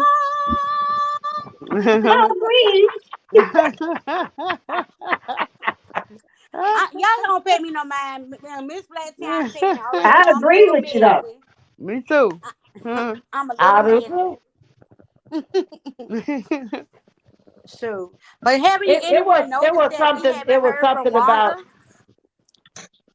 when the Scots and Martell is not there, got you the mic notice the air back is on. fresher on that show. It's something about it. The dynamics are just better without them. Right. Without him. Yeah. Right. It's like And a Scott. free flow. Mm-hmm. Hmm. But haven't y'all noticed that messy Uncle Wanda being quiet a lot lately? Yeah, she is kind of quiet. She Uh-huh. needs to stay that And way. I hope I she was stay that way. concerned. I said if we Exactly. don't hear from her by this week, I might have to set up an APB or something. No, We're please. Let gonna her put stay. on Crime Stoppers. We Yeah. Mm. need to find this woman. She quiet. Let her stay that way. We don't understand what she's saying anyway. So, so just let her stay Hey, that way. I need the content from when I go ahead and create my channel because I be cracking jokes on that lady. I'm sorry. I Okay, got jokes for days on that lady. Miss Black Titana and Pinky already know. I got jokes for days. Miss Lynette Jefferson said Chris is not weak. Quick doesn't have a middle. He is either going to be 99.9% chill or 1%. Yeah. Okay. Well, I need to keep my eye on that, Miss Lynette. I'm sorry. He seemed like a weak ass pretty boy Flo. Excuse my French. I stand by what I said. I ain't changing it, but unless I see different, I'm Hmm. sticking with the original formula. Okay, let me shout out to everybody. The real Nikki, Shelly 111, Candy, Justice, Pinky, Gwen, Yallbird, Melanated Indra, uh, melanated energy. Never mind. I'll stick to the chat. Melanated energy. It keeps saying that you got an Android phone or something, and it's creating a lot of problems. I don't know but it said for y'all to use people with the Android phone to use head mics. That's what that chat is saying. Uh, Mm. Angie Roughhouse said Android phone owners need to put on headphones to get rid of the echo. Yeah, that's what the writing kept saying. So melanated energy and Mrs. Justice, you have to have headphones. Pastor Justin, but Pastor Justin be on my platform all the time, and it never it Right. never do that. So Patricia D, didn't the Fletchers say they had been married for 29 years? And then his Yes. oldest daughter say he hasn't done anything for her in 28 years. Remember, the Yep. older daughter is a Right. next Yeah. child. Yeah, I caught that in that. Thanks for bringing that up, Patricia T. I caught that. That was gonna be on next week's episode. Y'all saw that? Yeah. Yeah, I saw Yeah. We that. did. Yeah, he Yeah. left the car trying to talk to her and trying to just flex for the camera. But see, when these kids get grown, they be hurt. They gonna tell They you. tell you how they really feel. That's right. All Mm-hmm. I know is, honey, I'm ready for next week. 'Cause I want to see what's popping off with that because I felt it was something about the Fletchers that was too freaking good to be true. I'm like, let's see your skeleton, shall we? I'm nosing.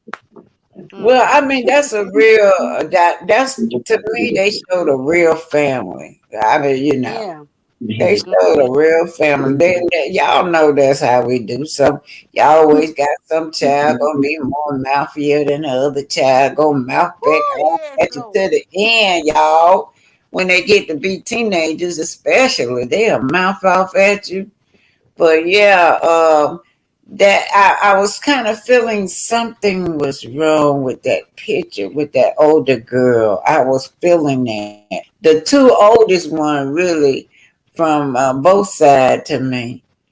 See, Miss Well, I Fletcher. know Nelson hugged her and Chris, but I noticed that Chris's daughter, she just hugged her dad, and she didn't even really speak or acknowledge Nell like that, Well, which who let was me the know to one that stop looked picking. the one that looked white? Was that Chris' son? Who the white guy? That was Yeah. the daughter's husband.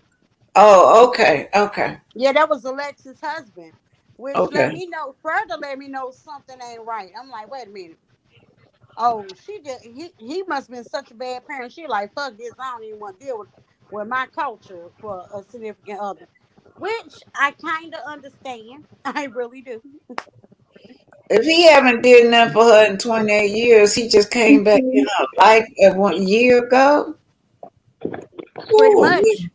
this gonna be a story right here. This a story. Ooh, Well, this ooh, was I real. can't wait to see this. Yeah. All I can say is they can replace either Scott's 1.0 or 2.0. This is what I'm thinking. I don't think the Scott's couple's gonna get a contract. I'm thinking the Jabbar is gonna take 1.0 place, and the Who? Fletchers get two. Kiki and her husband and family.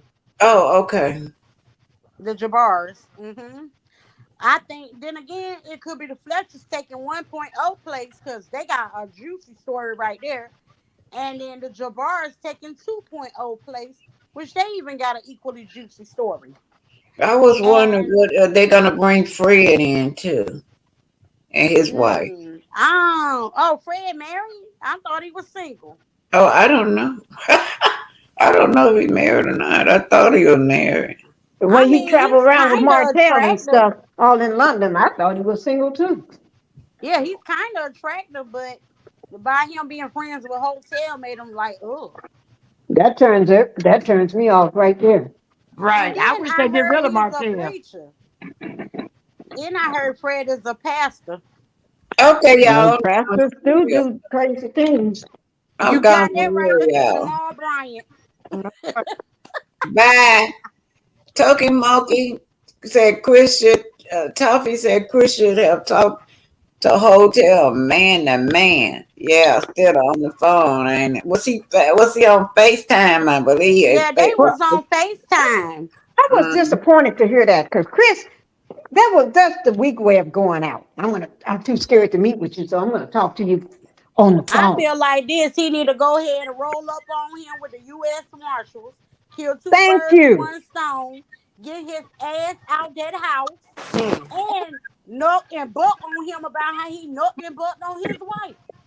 I Killing think two they have. birds with one He have stone. that now. Yeah, he's out the house now. Yeah, I think so. Yeah, that was Oh, no this. wonder he with Angry Bird. He homeless. Yeah. Okay. Which one I you Say agree. team that now? Linda Gamble, Gwen, Toffee, I just said hi there. I said what I said. Cheryl Howard, Joyce Miles, Miss Tina, Mary Willis, Justin, Via Gordon, Debbie. I know you up there, Candy.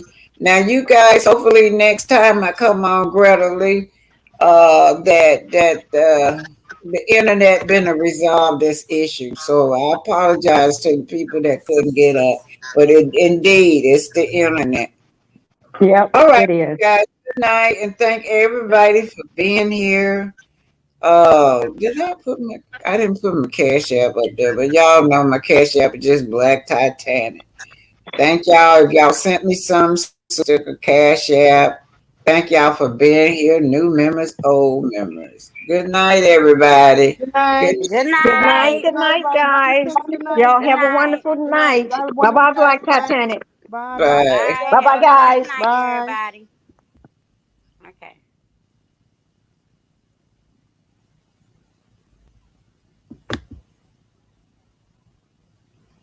Just waiting, and it ain't now. Oh, come on.